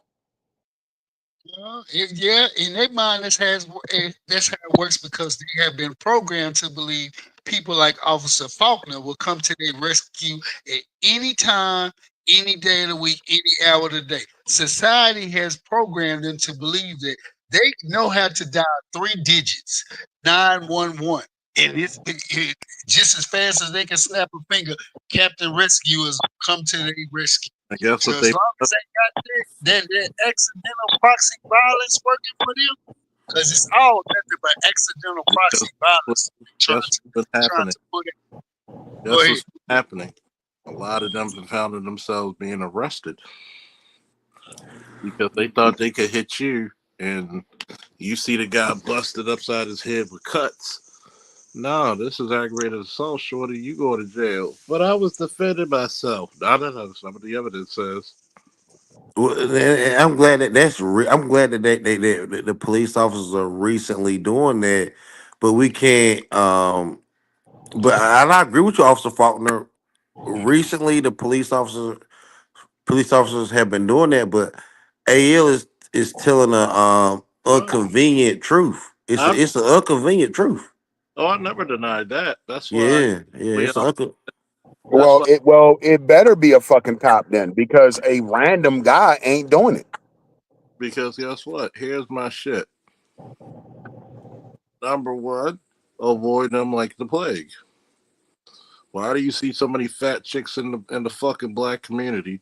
Because there's always some fucking nigga always trying to ice skate uphill. And some of the fucking preferences are just nasty. But the problem is, like when they and so the police are power, and they move with a certain energy that women wanted, that they want that power. Like Officer Fault, I heard this woman, right, talking to a flamboyant black man, and she was talking about his aura and his power, and she said that she wanted it, and she wanted to swallow his sperm. So, so women are willing to steal aura of power, whether it's in fashion or flamboyance, or whether it's in protection and power and strength. They willing to steal from men from they look at the power of men on like a ray. We all took mathematics, right? So you know what a ray is, right? So it has like you have two sides of a ray. You know what I'm saying? You have the positive and the negative side of a ray. And they are willing to take the sides of man's power any way they can get it, whether it's positive, whether in like in your case or my case, or AL's case, like brother that transport, give them their goods, people that bring them protection, people that give them health care. They're willing to take that power, and they're willing to take the other side power too. So this is pure opportunistic, and that I don't, and that is having power and being an opportunistic person for power. I don't know which one long term sustains power. Like I really don't know which one really sustains power. Because them being so opportunistic to take power or receive the power has really worked for them. And men having power and giving power, I don't know, man. I don't know who's gonna win this long term. I really don't know. What did the masters of the universe teach us? The power always has to what? Return.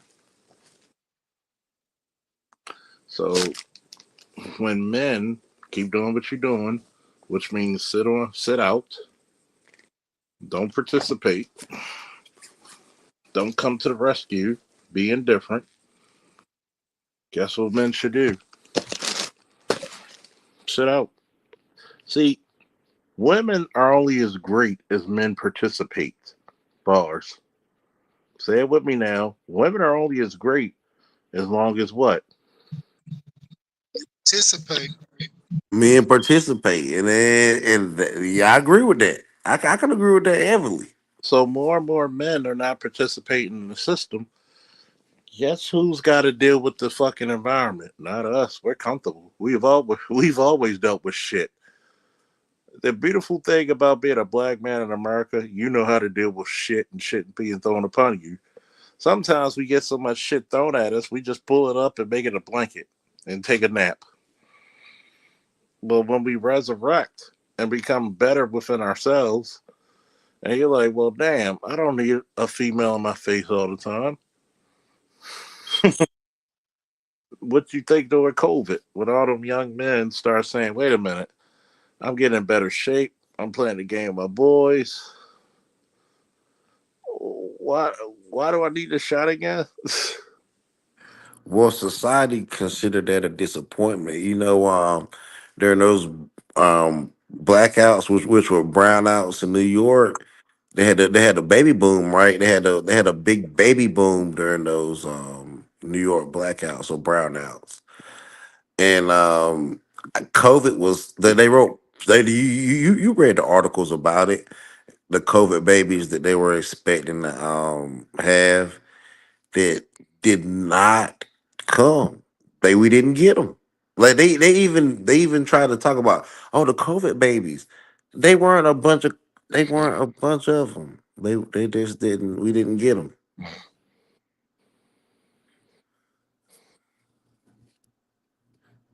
Like they just didn't come. Like I don't know what happened. I'll tell you what happened. I'll tell you exactly what happened because y'all wasn't paying attention. And this is the unspoken truth, the pink elephant in the room that don't nobody want to talk about, contrary to popular belief. A lot of those women who were stuck at home with them kids they already had, illegitimate, they couldn't have no more. They couldn't make no more. And with nobody coming to lay up with them, they problems. The ones who were fertile enough. But guess what? We already knew their track record. They already had 3 or 4 or 5 hanging from their legs on the team like old Mother Huck. Who was you going over there to knock that up? I know I wouldn't. So guess what?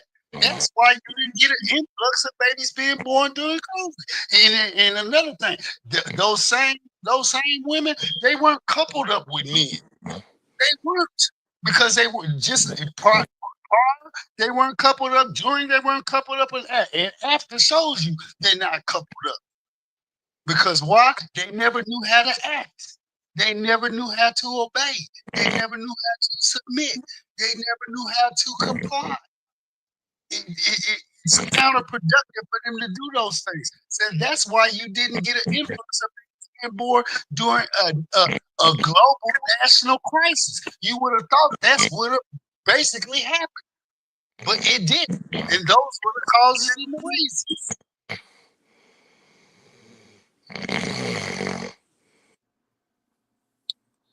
Chuck, wake up. Yeah, Chuck, wake up, man. Nope. Well, yeah, that is exactly what happened because I was surprised. I think they were the people. They were really surprised. They didn't get those babies that tax revenue. They didn't get those C-19 babies, and that. Cause and you talk about a great replacement. People out here march up so we won't be replaced. People were supposed to be in the house making babies. You got JD Vance coming out talking something. We need to make babies. They overturning Roe v. Wade. Talking about the cat ladies and women without babies. They try to shame the women into making babies. And then women and we done all this stuff to try to pick up the baby making. And for some odd reason, it's not the women. Because everybody keeps saying the women ain't having the babies. I really do believe it's the men that's not participating. No, we not participating. Why? Because we didn't walked away. Like I said, for 60, BGS said it, Charles said it, everybody in the Black Manosphere said it. For 60 years, they have run amok. This gun knock see little torch they've been carrying, this little feminist torch they've been carrying, ERA torch they've been carrying, trying to light a flame to the whole country and the world, talking about we are women here, us raw. You can't tell us nothing. It's all about me. Go check us, boo. We suffer from obfuscation-itis and the truth itch. Hey, these are the consequences and repercussions for them taking a stance they took for 60 years. We have people Yeah, you can't negotiate with demons. at all, and witches. You're not Yep. supposed to. Who that sleep, yo? That liquor done hit his ass. He in and out. Man, he fell out quick, didn't he? He was just talking, but like he drank a 5-hour energy drink. Well, he out that damn quick. I'm finna go. It's sleepy time. It's 2:35 Central Standard Time for me. It is. Matter of fact, I might go to bed my damn self, man. Hey man, y'all have a blessed one, man. Y'all have a blessed one. Y'all too. Yeah, I already had my nap, so shit, I'm up. Y'all. Let's get out of here. Thank you all for coming. Let's get out of here.